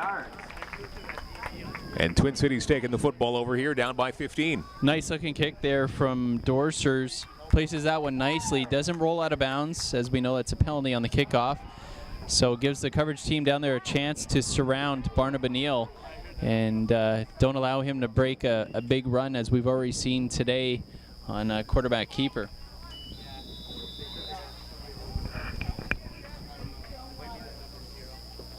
So Mark Christopher and the offense for Kitchener-Waterloo start off here at their own 33-yard line. Bantam Neal lining up along the near side.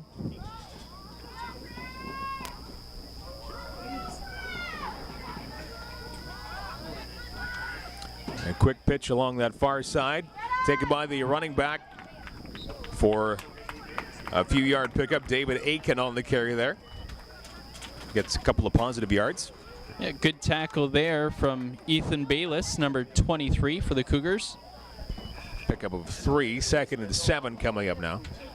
If you can keep the Twin Cities running game to a minimum like that, only allowing 3 yards a carry with the strength that they have in the running game, you're certainly doing your job. And the Cougars, for the most part, have done an outstanding job today.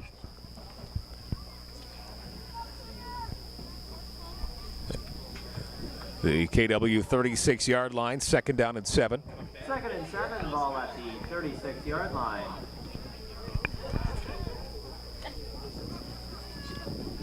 And now they keep it on the ground once again, and even more up to the task that time around. The D-line for the Cougars, as it looks like he was stuffed right at the line of scrimmage. That was a great job by the Cougars. That time, Twin Cities goes to the shotgun formation with the handoff.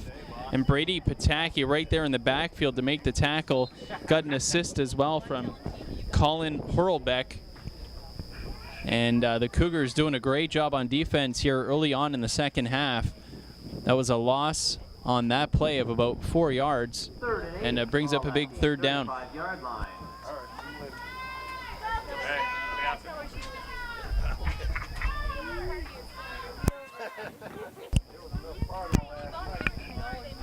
Third down and long coming up here. Quick pitch along the far side with the receiver wrapped up by the Cougars.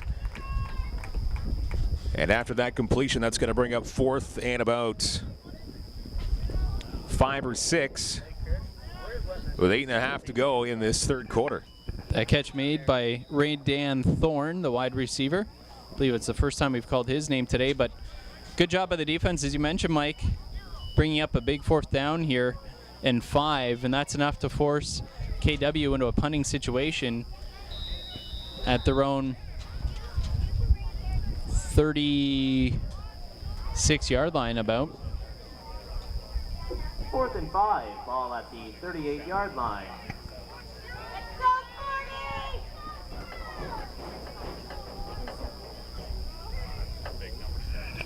Kind of a low snap, but dug out of the turf, and now it bounces to around midfield, picked up by Chatham-Kent, and brought to the 45, still past the 45-yard line to around the 43. So a nice return by the Cougars off that kick, about a 12-yard return. Hacker doing another good job. Yeah, nice job there by Hacker. Some positive yards on that return after that ball bounces once or twice on the ground. And Cougars with some good field position once again here on offense to starting in KW territory. They'll start with the ball at the 39-yard line, we'll call it, of the Predators. And really a great position here for the Cougars to add to this lead. I apologize. I believe I said 39 and I meant 44. That's unacceptable. 29-14, the score. The Cougars up and looking for more points here midway through this 3rd quarter. Ball is up and just out of the reach of Ibari, as that one was thrown up by Nolan Ball, and Ibari just wasn't able to bring that one down. It falls incomplete, 2nd and 10.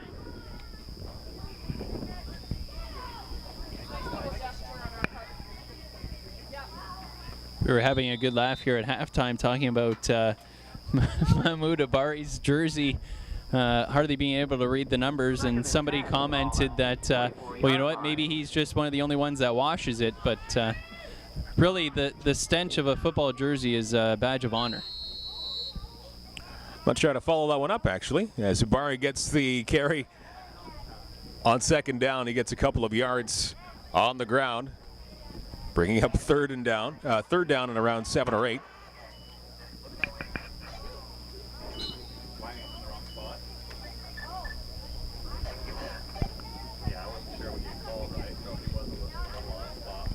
Third and 8, ball at the 41-yard line. Cougars love to get the 8 yards here and keep the football going and hopefully get some more points on the board between them and Kitchener-Waterloo. Another completed pass for the Cougars, and Jermaine Caldwell with the reception, but still a fair bit short of the 1st down, as he's only able to pick up a couple there. And that's a shame. The Cougars in prime field position there, but I'd imagine the Cougars coaching staff will think over going for it here on 4th and 3, but looks like they're going to have a personnel change. And looks like the special teams unit coming on here. But that time the Cougars run that screen pass and able to complete the pass that time, but just unable to get the 1st down was Caldwell. Ball at the 36-yard line.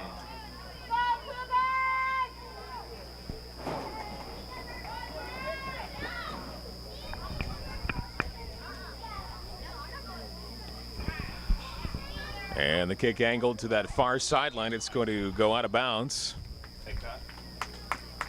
with under 6 to go here in this third quarter. That's a good kick there, not allowing any kind of a return from Twin Cities in playing field position. The Cougars punting that one away. So the Predators going to take over what looks to be about their own 15-yard line.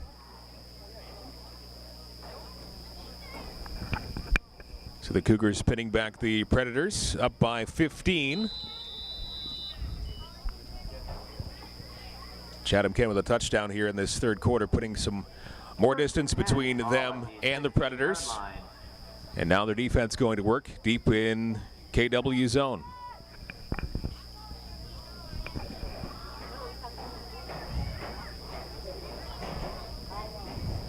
Keep it on the ground. Tavian Shan breaking a couple of tackles, still on his feet, and he's in for a big run here. Tavian Shan is in front of everybody, and he is going to go all the way down the field for a Predators touchdown. What a run for Tavian Shan, able to break some key tackles, and all the way down the field from their own 16. Big touchdown for the visitors, as they're now down by 9 with the extra point pending.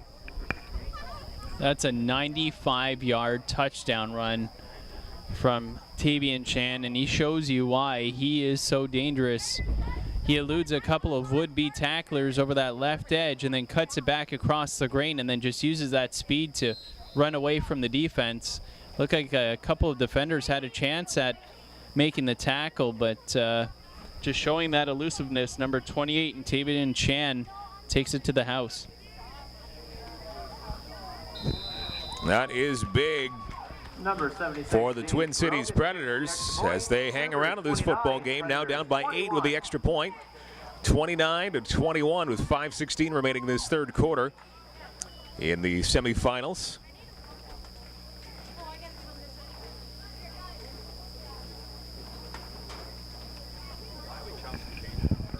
Just when you think the Cougars are going to start to pull away, Twin Cities responds and just keeps hanging around.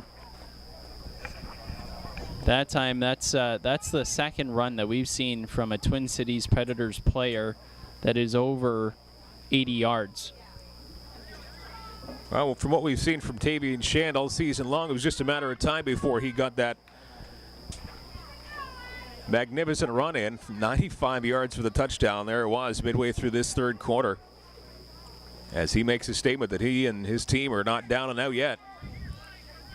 I mentioned the second run over 80 yards. At the end of the first half, it was Bantam Neal breaking off an 83-yard touchdown run for Twin Cities.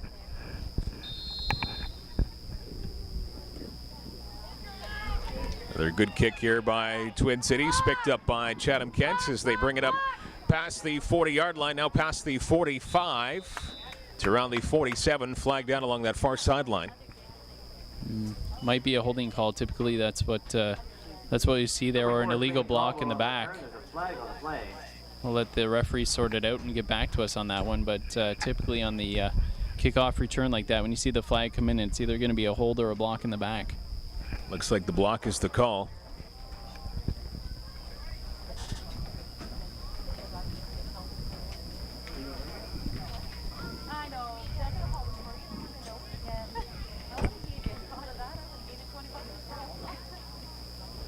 It's going to bring things back here for the Cougars.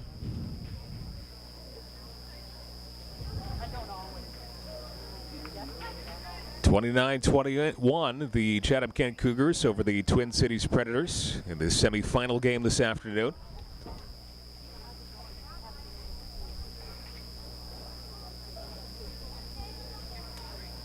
The refs sorting this out, and football will come back a fair distance. The Cougars, we're going to have this one just short of the 45. Now it's brought back at least 20 yards. Yeah, now it comes back to about the 25. So you're right, a 20-yard penalty there.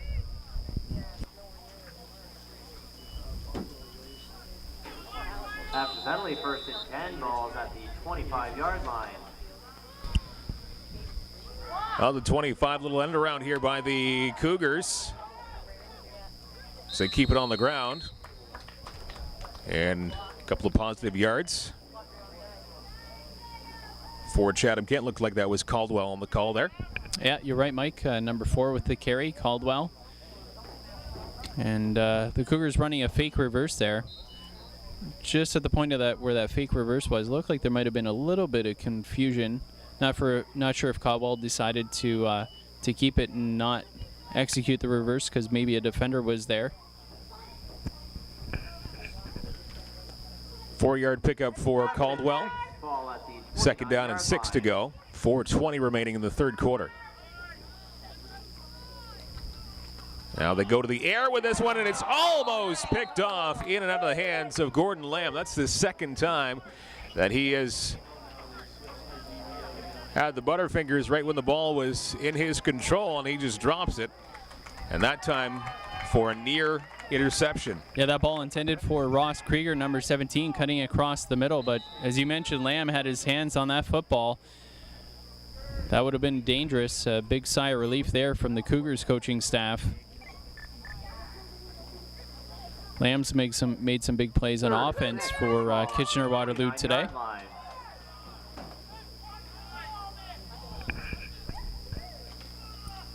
On third and mid-range, nothing doing there as they again keep it on the ground, and the Predators defense up to the task. So 4th down and around 6. Coming up. And it looks like the Cougars just punting this one away. Trent Schwartz, number 71, with the tackle there on Clayton Shreve. Not much of a pickup, so Kitchener-Waterloo, after that massive touchdown run by Tabian Shan, comes up big here on defense right after with the 3 and out, forcing the Cougars into a punting situation. So you could certainly say the momentum swinging in the Predators' favor right now.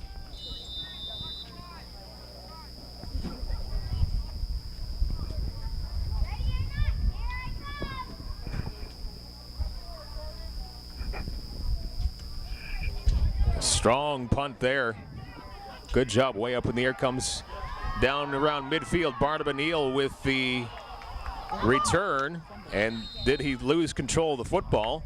There was a fumble there, but Kitchener-Waterloo jumps on top of it.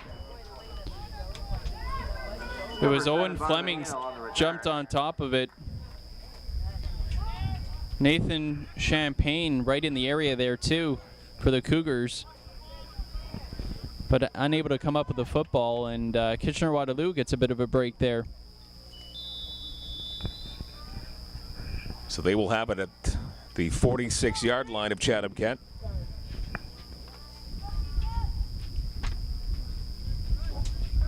First and 10, ball at the 46-yard line. So Twin Cities down by 8, 3 minutes to go in the third quarter at the 46-yard line of the Cougars. So they have good starting field position here. And now a lot of trouble for the quarterback, and brought down is Mark Christopher. And looked like Brady Pataki was in on that quarterback sack. Couple players in there, Pataki, you're right, and Kenny Levesque in there as well, the linebacker for Chatham-Kent. So it looked like a design pump for Kitchener-Waterloo. They go with the pump fake and then looking to go deep, but the Cougars defense collapses on the quarterback before they get a chance to throw that pass. And a big loss there of 6 yards, and big 2nd and 16 here for the Cougars defense. Second and 16 for Kitchener-Waterloo as they go to the air, and it's picked up by Gordon Lamb with a reception, and he's got some room to move down that far sideline, still on his feet. And that looks like he's going to have the first down as he keeps inbound, somehow stays on his feet a long way. And a good job by Lamb to pick up some serious yards there. Well, especially on a 2nd and 16 for Lamb to pick up a 20-yard gain on that one on 2nd and 16. Cougars look to be in a good position there.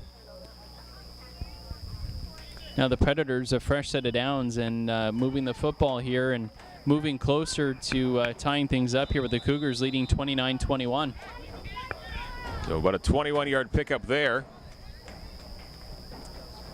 As the momentum certainly shifting towards Kitchener-Waterloo here. 1st and 10, ball at the 31-yard line.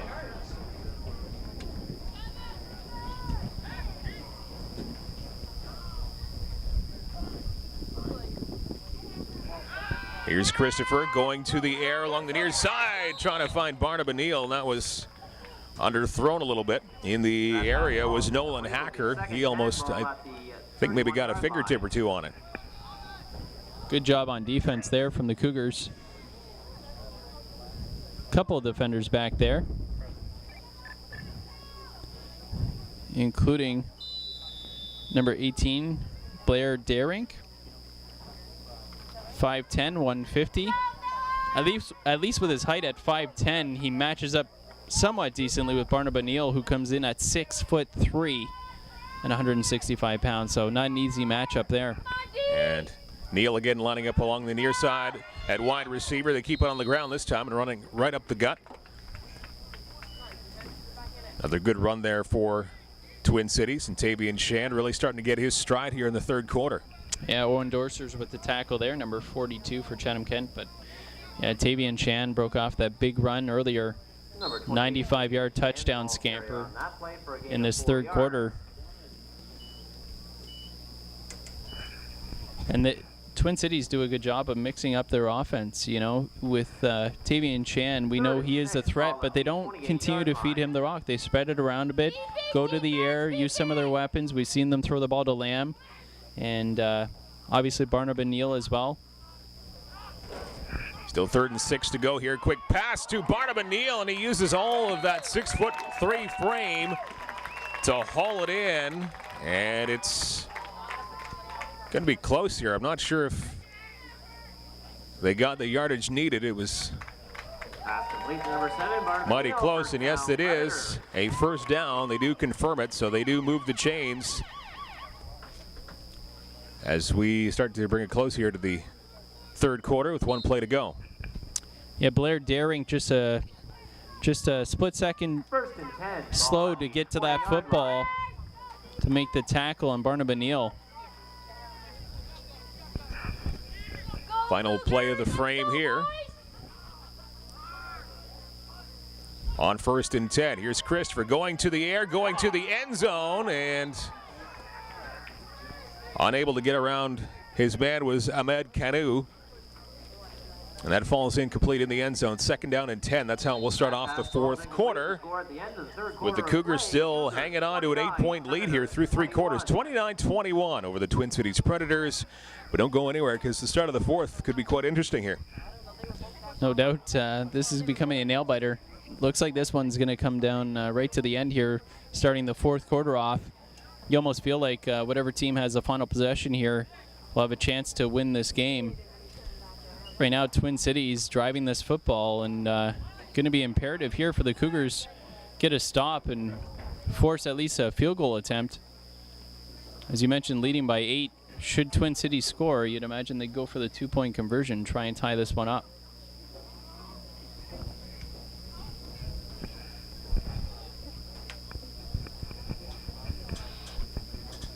So 2nd and 10, ball the 20-yard line. That's how we'll start off the fourth quarter. And the Cougars up by 8.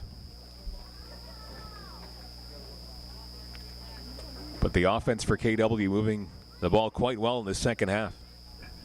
The wind has died down here in the second half of the football game as we start the fourth quarter. It was a pretty brisk breeze earlier in this game, but right now not much strength or power to that wind. Still pretty much moving across the field.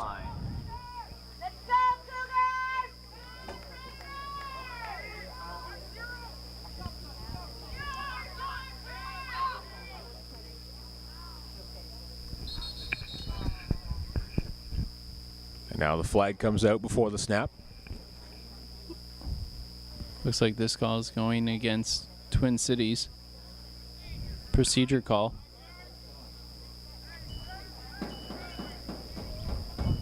So procedure will move this back to the 25, but a 2nd and 15 coming up now. Well, a chance for the Cougars defense to redeem themselves here. Earlier in this drive, they had Twin Cities in a 2nd and 16 position, and Lamb came up with a big play and had a 20-yard gainer. So, as I mentioned, a chance here for the Cougars to redeem themselves with a 2nd and 15.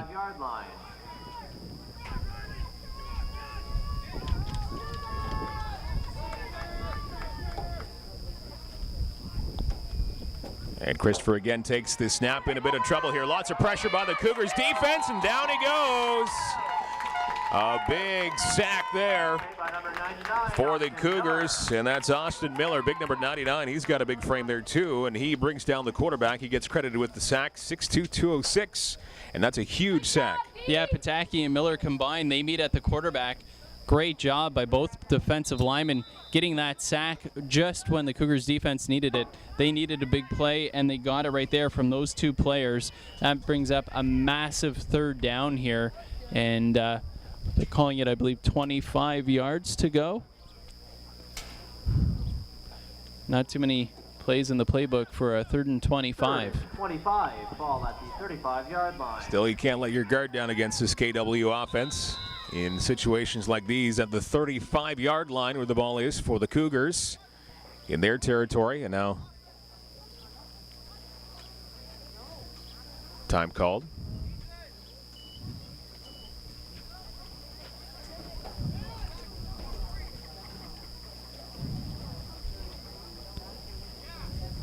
(29-21). Cougars up by 8. 13:31 to go in this final frame here in the 4th quarter.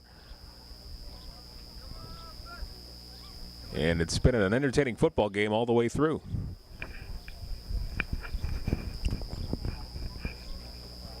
Cougars using a timeout here.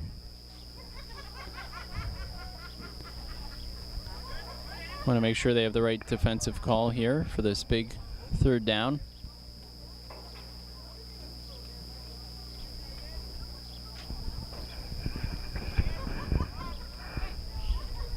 You just don't want to give up a big play here. You've got Twin Cities where you want them with a 3rd and long.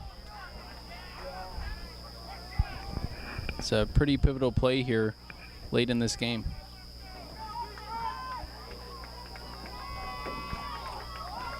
So here we go, 3rd and 25 here for the Twin Cities Predators. Again, big pressure on Barnabas Neal, and Barnabas Neal goes down. Another loss of yards here.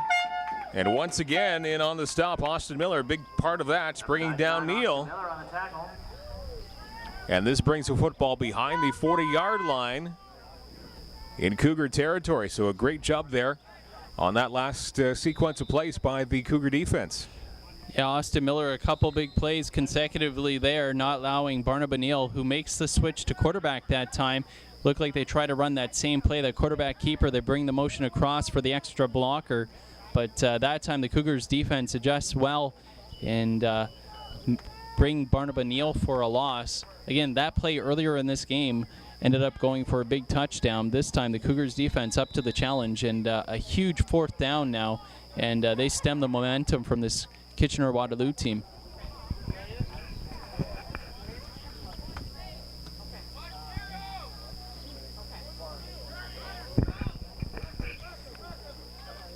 Yeah, lots of pressure there by the Cougars defense. Kick does get away, however. And now picked up by Formosa for the Cougars. Nice little return going on here for Alex Formosa. He turns the corner.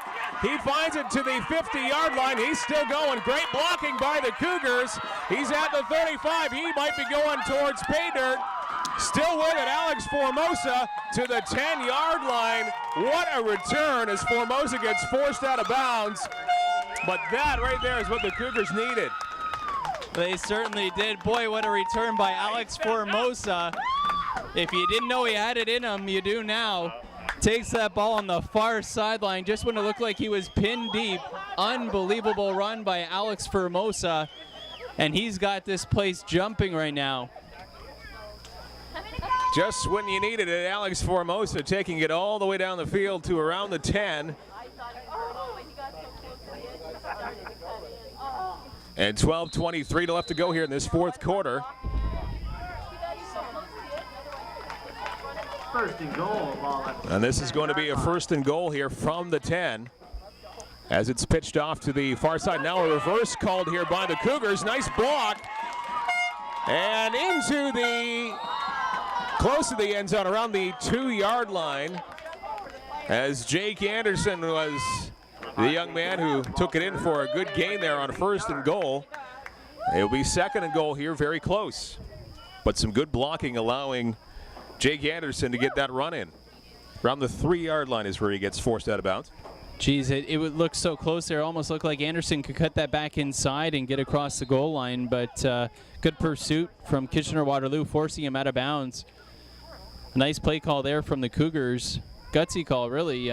Reverse down near the goal line. And Anderson nearly able to take that one in. Cougars certainly looking to punch this one in here and increase that lead. Second and goal from the 3. They keep it on the ground and in for the touchdown.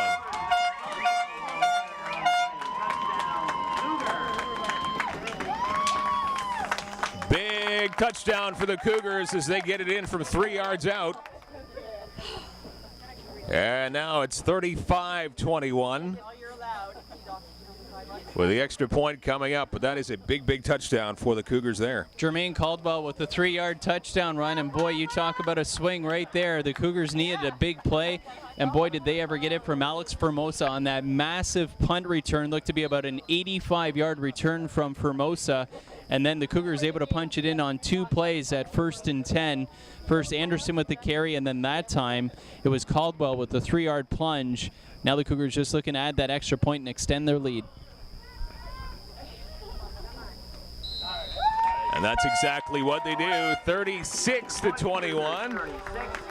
3-yard touchdown run for Jermaine Caldwell. And still a little more breathing room there now for the Cougars. With under 12 to play in this fourth quarter, but still lots of football to play. And the defense still has to come up big a couple of more times. Yeah, no doubt. As you mentioned, Mike, this game never out of reach at any point. Just when you think somebody's got the momentum, somebody makes a big play and shifts the tide. So now the Cougars going to have to refocus on defense, but boy, they got to be feeling good about those last couple plays that they had on special teams and then going in for the touchdown there. Great effort from the Cougars. They just got to ride this momentum and have some solid defense right here. They want to stymie the Predators on this possession. Keep them off the scoreboard anymore. And start to run off the clock as much as they can.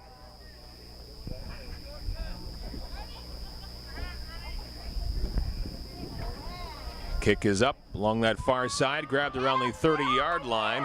That's Ahmed Kanu, and nowhere to go for Kanu. And it looks like Pataki on that tackle. Great game so far today from Brady Pataki. Beautiful special teams tackle there. You don't normally expect a defensive lineman to move that well, but Pataki, no problem making the tackle on special teams, and a good job minimizing the return from Kitchener-Waterloo.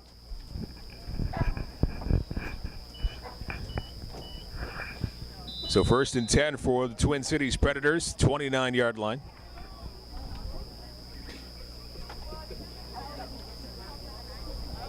First and 10, ball on the 29-yard line.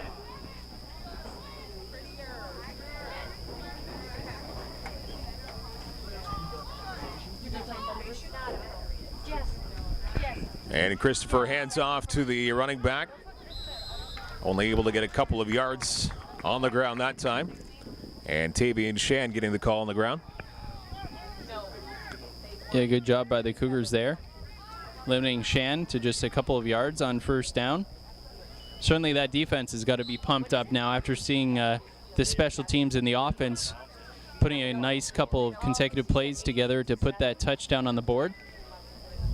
Give your defense a nice boost. And now 2nd and 8.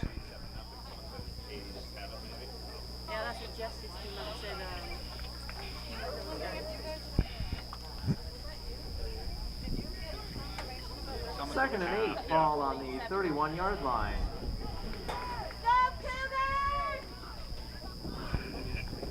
31-yard line. On 2nd and 8. Here's Christopher going to the air up the middle and well over top of the head of Canu.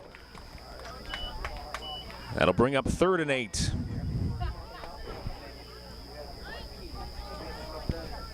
Yeah, you mentioned that pass intended for Canu, and luckily that ball overthrown. The safety bit up a little bit on that throw, and had that pass been on target, that could have been dangerous. But luckily goes over the head of Canu and falls incomplete.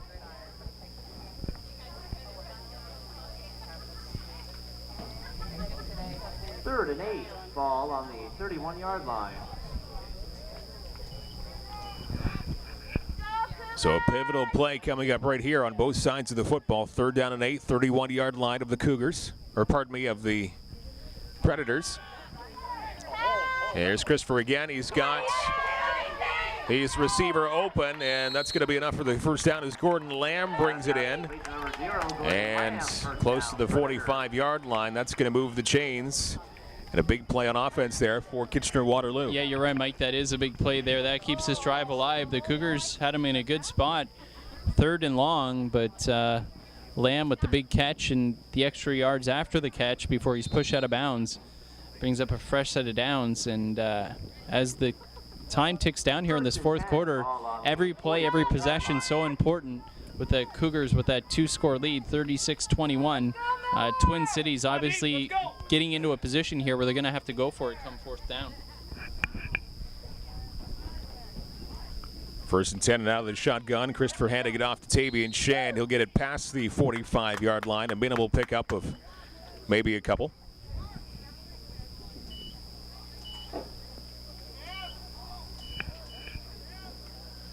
And a 1-yard pickup on the ground that time for Shand. So 2nd down and 9.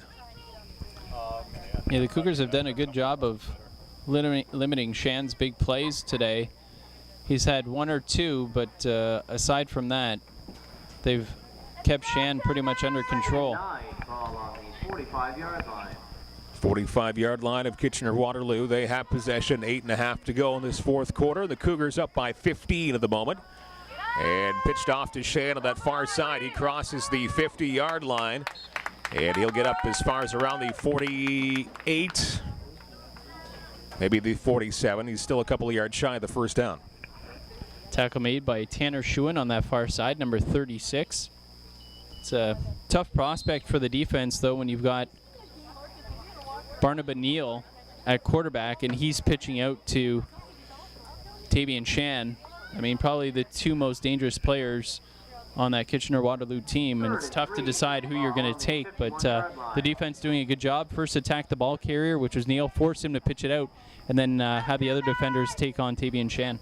Ball to 51 of Kitchener-Waterloo, and now they keep it on the ground for Tavian Shand, and a big run here, well enough for the first down, and he'll get to close to the 40-yard line of the Cougars, and another big play when they need it most for Tavian Shand. And a 19-yard run for Shand. Boy, just when you think they've got him bottled up, Tavian Shand explodes for a big gainer. That time 19 yards, as you mentioned, Mike. And just tough when you've got those talented players. You can only keep them down for so long or hope to bottle them up for so long before they break off a big one. And that time, Shand showing that elusiveness again that we've seen. So this game's still far from over. Lots of time left with 7 minutes to go in the 4th quarter. Here's Barnaba Neal now at quarterback, going to the air and trying to find his man David Aiken. But just off of his fingertips, falling incomplete, 2nd and 10. Good job by Nolan Hacker knocking that ball down with the receiver there in the vicinity. But we do have a flag on the play.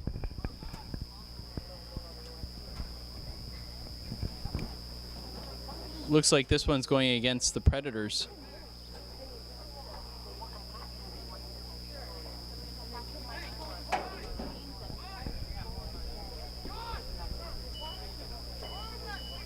And a 10-yard penalty is going to back this thing up.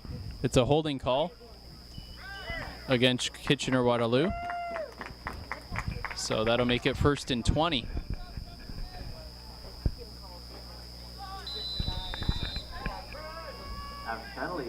So 47-yard line.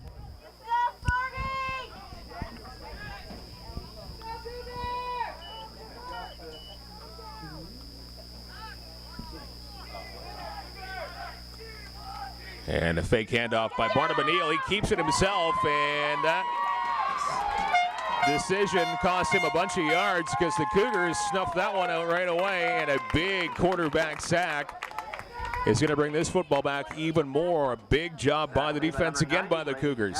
Brady Pataki busting through the line. Bantam, no chance. Big number 90 gets his paws on him, doesn't let him go, spins him around a couple times for throwing him to the ground. A little bit of help there too from Colin Hurlbeck coming in to help clean up that tackle, and a massive sack there from the Cougars defense. Second and about 26 yards to go here for Kitchener. Second and 26. Ball So a 6-yard sack for the Cougars, and Pataki, ball right at midfield. And another fake handoff to the running back, and more pressure on Bantam as he scrambles off to the right, turns the corner, trying to find somebody open, and now it's intercepted by the Cougars. And Ethan Bayless brings it down on the interception. And the Cougars get the football back with a 15-point lead, and Bayless with his first interception of the afternoon. Boy, Ethan Bayless, those tip drills paying off there for number 23. That ball tipped at least once before Bayless gets his mitts on that football, and he's able to hang on to it after juggling it for a quick moment. He holds on to it, stays in bounds, and then finally dragged down, but that's a big play there for the Cougars defense. They'll get the ball now 1st and 10 from their own 39-yard line, looks to be. And now it's going to be on the offense here to grind this clock down and see if they can't pick up a few first downs. Kelton Evans goes to the air on 1st and 10, and almost a big reception, but off the fingertips of Mahmoud Bari. If he was able to hold that one down, it looked like he had the whole field in front of him. Bari had his hands on it just as he was pulling it down to his body, just couldn't control it, and it falls down to the ground incomplete. But Bari had his hands on it, but a tough catch, but he just about had it. Unfortunately, just slips through his fingers as he's trying to reel it into his body, and that pass falls incomplete, but nobody in front of him if he's able to hold on to that football. Ben Durdan down, the injured Predator. And the third injury, at least the third injury we've had of Twin Cities here this football game. They're looking at the knee here. One of the Kitchener players. The right leg, it looks like. Hard to get a number here from this angle.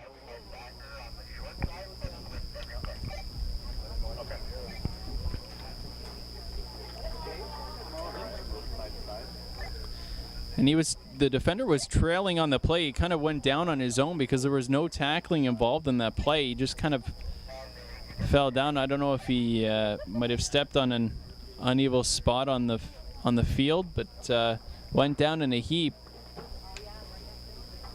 Hopefully he's all right.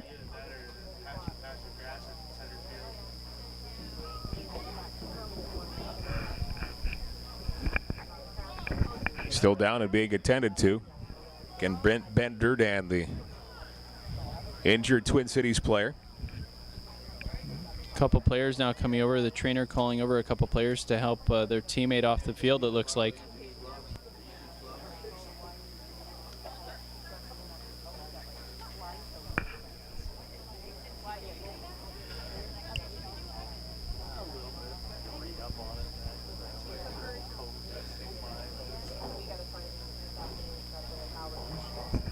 Again, 36-21, the Cougars have a 15-point edge on the Predators as Durdan now gets up and a couple of his teammates helping him off.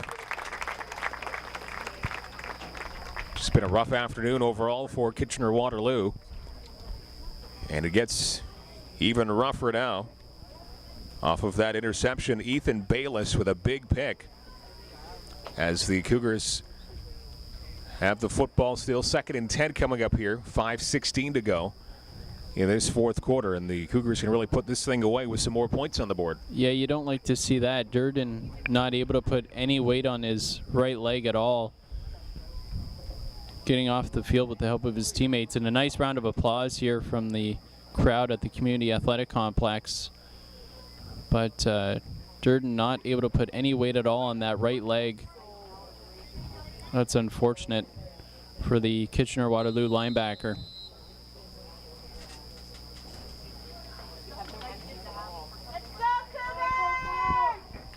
Second and 10. So second and 10. 8-yard line. And once again, they elect to go to the air, and this one again off of the fingertips. This time, Ross Krieger unable to bring it down. And again, Krieger looked to have the defense behind him. If he was able to hold that one in, it was going to be a huge, huge gain. Boy, consecutive plays, the receivers just unable to pull the football in. That time it was Krieger, the play before, Ibari, but both of them well-thrown footballs hitting the receivers in the hands, and if they're just able to hold on to that football, it's an easy first down for the Cougars. Now instead they're in a 3rd and 10 situation here, and looking to put this game away with a 2-score lead. On 3rd and 10, now reverse going on here, and here's a couple of yards picked up by Ross Krieger on the ground. But that's still going to bring up a 4th and long situation here.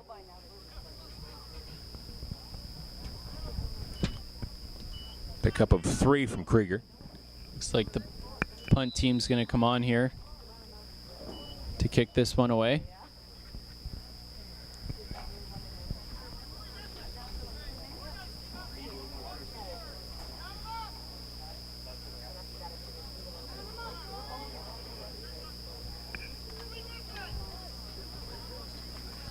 Fourth and 7. Ball at the 41-yard line.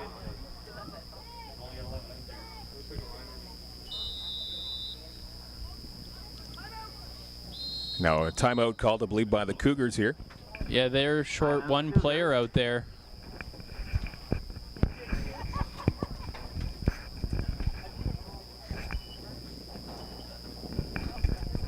.412 remaining in this 4th quarter. Cougars still hanging on to a 15-point edge at 36-21 in this semifinal here. Oakville and Forest City in the other semifinal. Sorry, Michael. Sorry about that. Alex Formosa coming onto the field now to give the Cougars 12.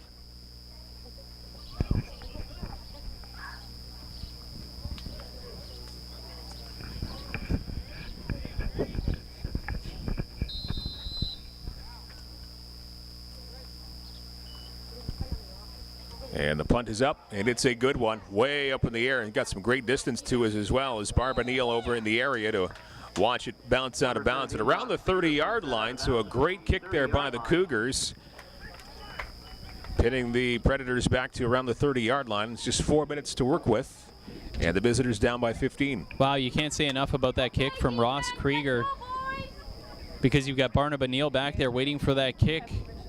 Maybe explode for a big play and get this Kitchener-Waterloo team back on the board, but Krieger puts the boot to it, and on top of that, able to get it to roll out of bounds, so there's no return, and a great job now. It's going to be a long field ahead for Kitchener-Waterloo, starting out at their own 30-yard line.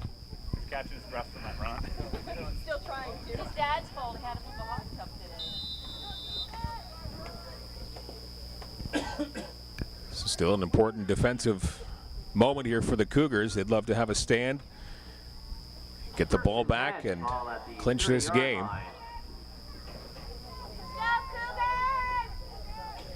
Because the offense can still come back to surprise you here for KW, and still lots of time on the board for a comeback. Quarterback hands it off. Tavian Shan gets as far as the 40-yard line, but right there, good job by the Cougars defensive line to stop him just past the 40-yard line. Boy, Brady Pataki reaches out and gets his big mitt on Shan to slow him down. Good thing, too, because Tavian Shan looked like he had a little bit of space there. And with that speed, boy, is he ever dangerous. 6-yard pickup for Shand on first down. So 2nd and 4 coming up. 2nd and 4, ball at the 36-yard line.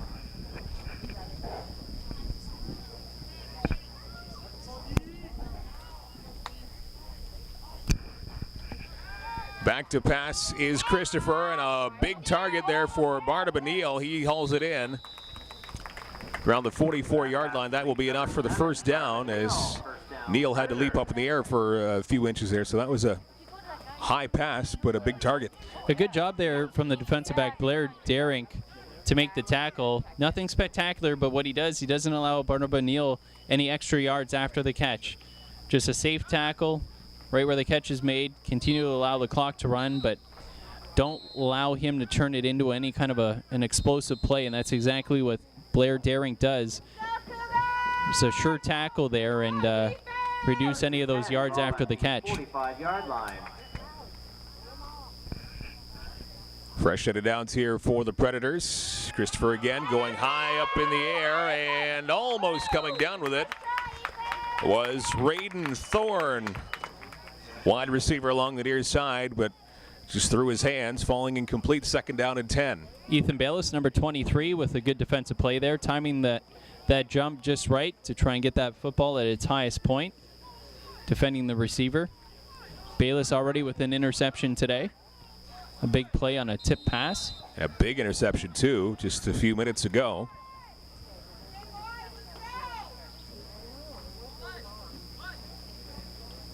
.229 left to go in fourth quarter. Second and 10, ball at the 45-yard line. Tripped at the finals on the line for the Cougars. Trying to defend their championship. And again, quickly, it's given off to Tavian Shand. He finds a hole right through the line of scrimmage, still on his feet. Tavian Shand up to the 50-yard line, finally brought down after a pickup of about 5 on that run. And that's going to bring up 3rd and 5. Still not a bad job by the defense, though. A missed tackle there, but the rest of the defense able to recover. From the other Bantam semifinal game earlier today, Burlington beating Forest City by a score of 80-7. And you hear the big groan from the crowd as the score from the earlier game today announced. 80-7? 80 wow. to 7. SEVEN. A nail biter for sure. Ball on the 49-yard line. Here, a much closer football game, 3rd and 6 from the 49-yard line. And Tavian Shand with the call on the ground, eluding one tackle, trying to fight his way to the first down on the second effort. He's able to get there and pushed out of bounds just shy of the Cougars' 50. And Shand in the offense not showing any quit just yet. Boy, is he ever an elusive runner. Breaking at least 3 tackles there before Jermaine Caldwell came in to clean up the mess and make a nice hit. Knocking Shand out of bounds. The 52-yard line of the Cougars. 1st and 10, ball on the 52-yard line. And Christopher out of the shotgun, low snap, he picks it up, got some pressure on him, he keeps it himself, and he is knocked back for a sack of about 3, maybe 4 yards. And Mark Christopher brought down, good pressure by the defense of Chatham-Kent. Yeah, Austin Miller and Quentin Forgy combining there on the hit. And a big loss there for Twin Cities.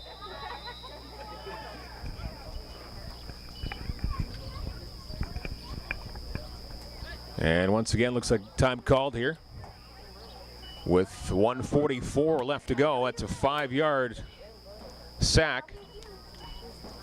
1:44 to go in the fourth quarter, and a 15-point lead for the Cougars as they're that close from a trip to the finals and maybe defending their championship.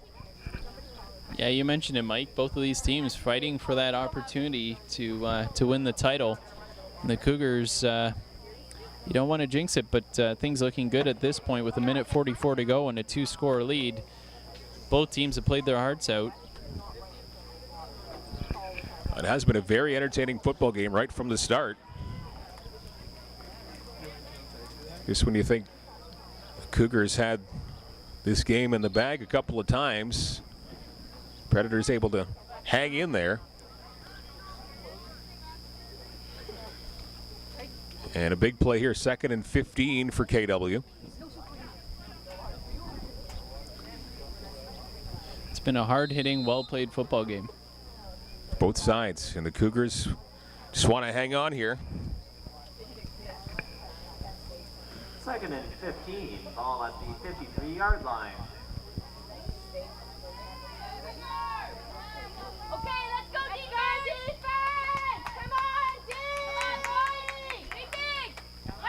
And here's Christopher once again going to the air. And the closest person to that one was actually Jake Anderson, as that one was overthrown by quite a bit. Yeah, that pass intended for a Meg Canoe, but good coverage there from the Cougars. And as you mentioned, that pass airmailed over the intended receiver. Mark Christopher throwing that ball downfield.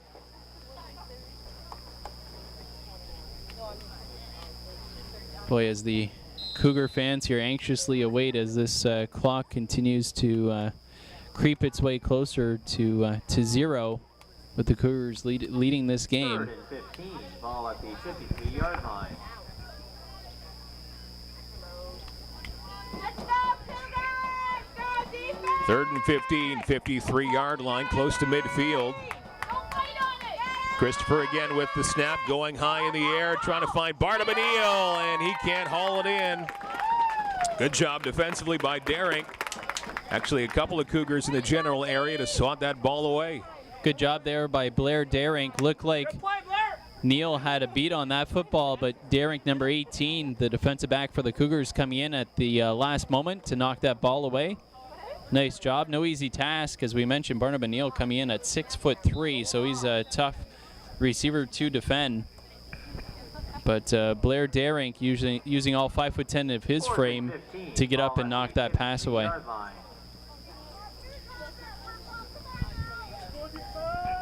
So this is your ball game right here, Michael. 1:35 to go in the 4th. 4th and 15.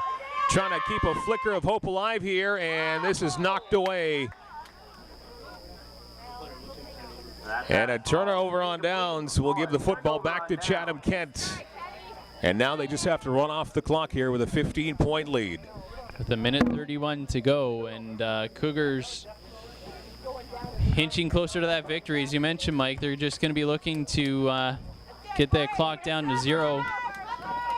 Just need a first down or two, and they can close this one up. Just got to make sure they hold on to the football, stay focused on the task at hand, and this game is theirs. And a trip to Burlington for the final on the line here.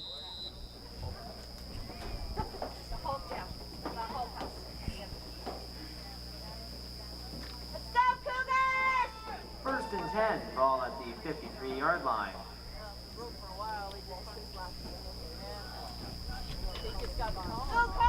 And predictably, they keep it on the ground, and a big run right here for Jermaine Caldwell.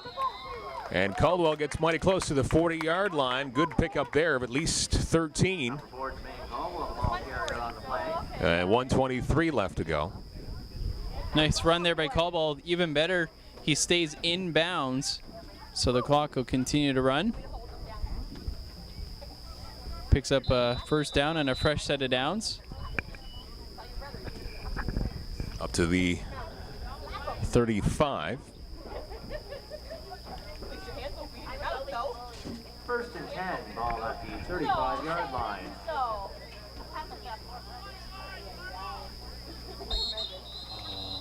And once again, play whistle down, flag out. And it's going against the Cougars. Sorry, yeah, Michael. I believe that's a procedure call. Looked like somebody moved early.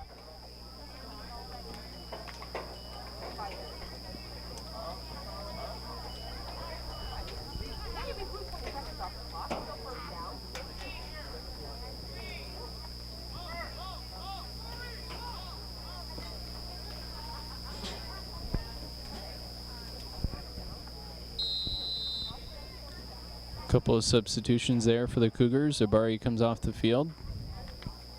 At penalty, first and 15, ball at the 40-yard line.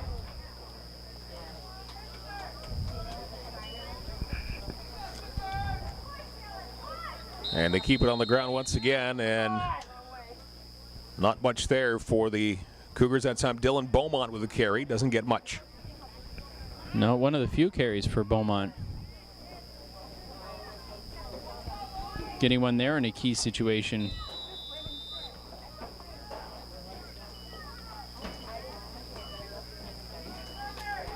So clock ticking away.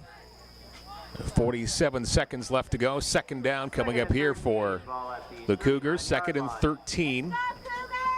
They've got it on the KW 39. And once again, they keep it on the ground and a minimal gain. Nathan Krieger with the carry, doing a good job. Both hands on that football as he runs into that defensive line. Kitchener-Waterloo is going to be looking to knock that football out. But right now it's not about the yards gained, just about holding on to that football. Keep that clock running and don't turn the ball over. And now we've got a timeout.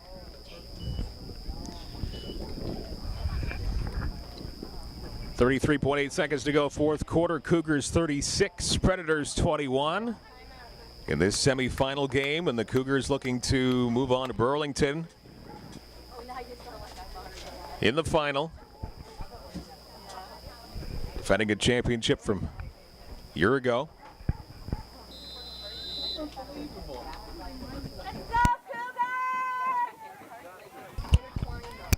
Third and 11, ball at the 36-yard line. Now a pitch to the running back, and now a fumble, losing the football, and the Twin Cities Predators recovering it with 27 seconds left of this fourth quarter. And it looks like that was Beaumont who wasn't able to hang on to that football. Well, we said one of the things that the Cougars didn't want to do was turn the football over, but unfortunately not able to hold on to it there. So Kitchener-Waterloo, 27.6 seconds to go here. Trailing by 2 scores, but they're going to make the Cougars defense work to end this game.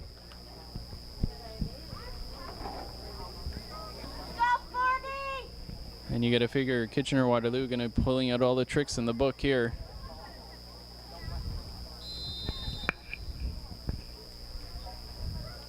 Okay. 15-point lead for the Cougars. 27 seconds away from winning this semifinal game.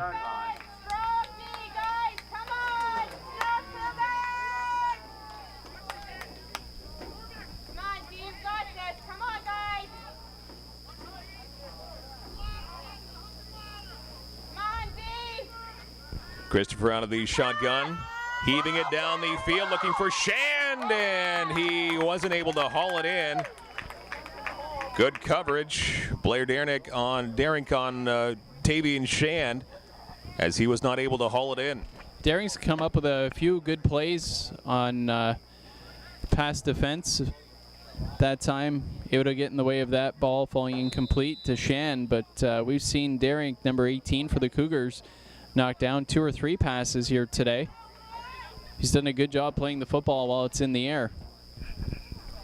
21 seconds remaining, and a 2nd and 10 here for Twin Cities. Come on, defense! Let's go, D! Be big, boys! Be big, D! Let's go! There it is again! Christopher, again, going deep downfield and almost intercepted, as a matter of fact, in and out of the hands of Kenny Levesque. Incomplete. 3rd and 10 coming up. And boy, these the last 5 minutes of this game have been like an eternity. Just the clock continually stopping after these incomplete passes. And timeouts, we've had a few. Last 5 minutes probably totaled about 25 minutes in real time.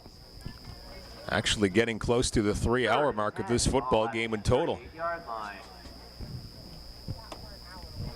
About 2 hours and 45 minutes so far of this football game. 3rd and 10 coming up. As Christopher again with the snap, and now play blown down as a flag, actually 2 flags coming out. I think this is going to be a procedure call. Looked like somebody moved early for the Predators.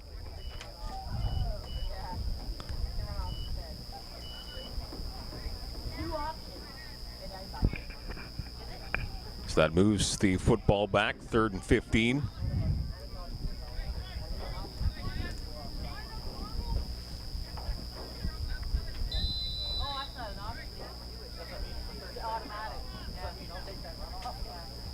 After penalty, 3rd and 15, ball at the 33-yard line. Let's go, Cougars!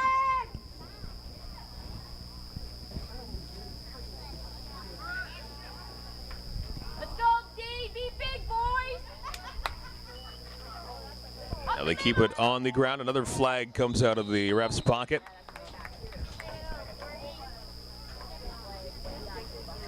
Down to 10.2 seconds remaining. On the play, there's a flag on the field.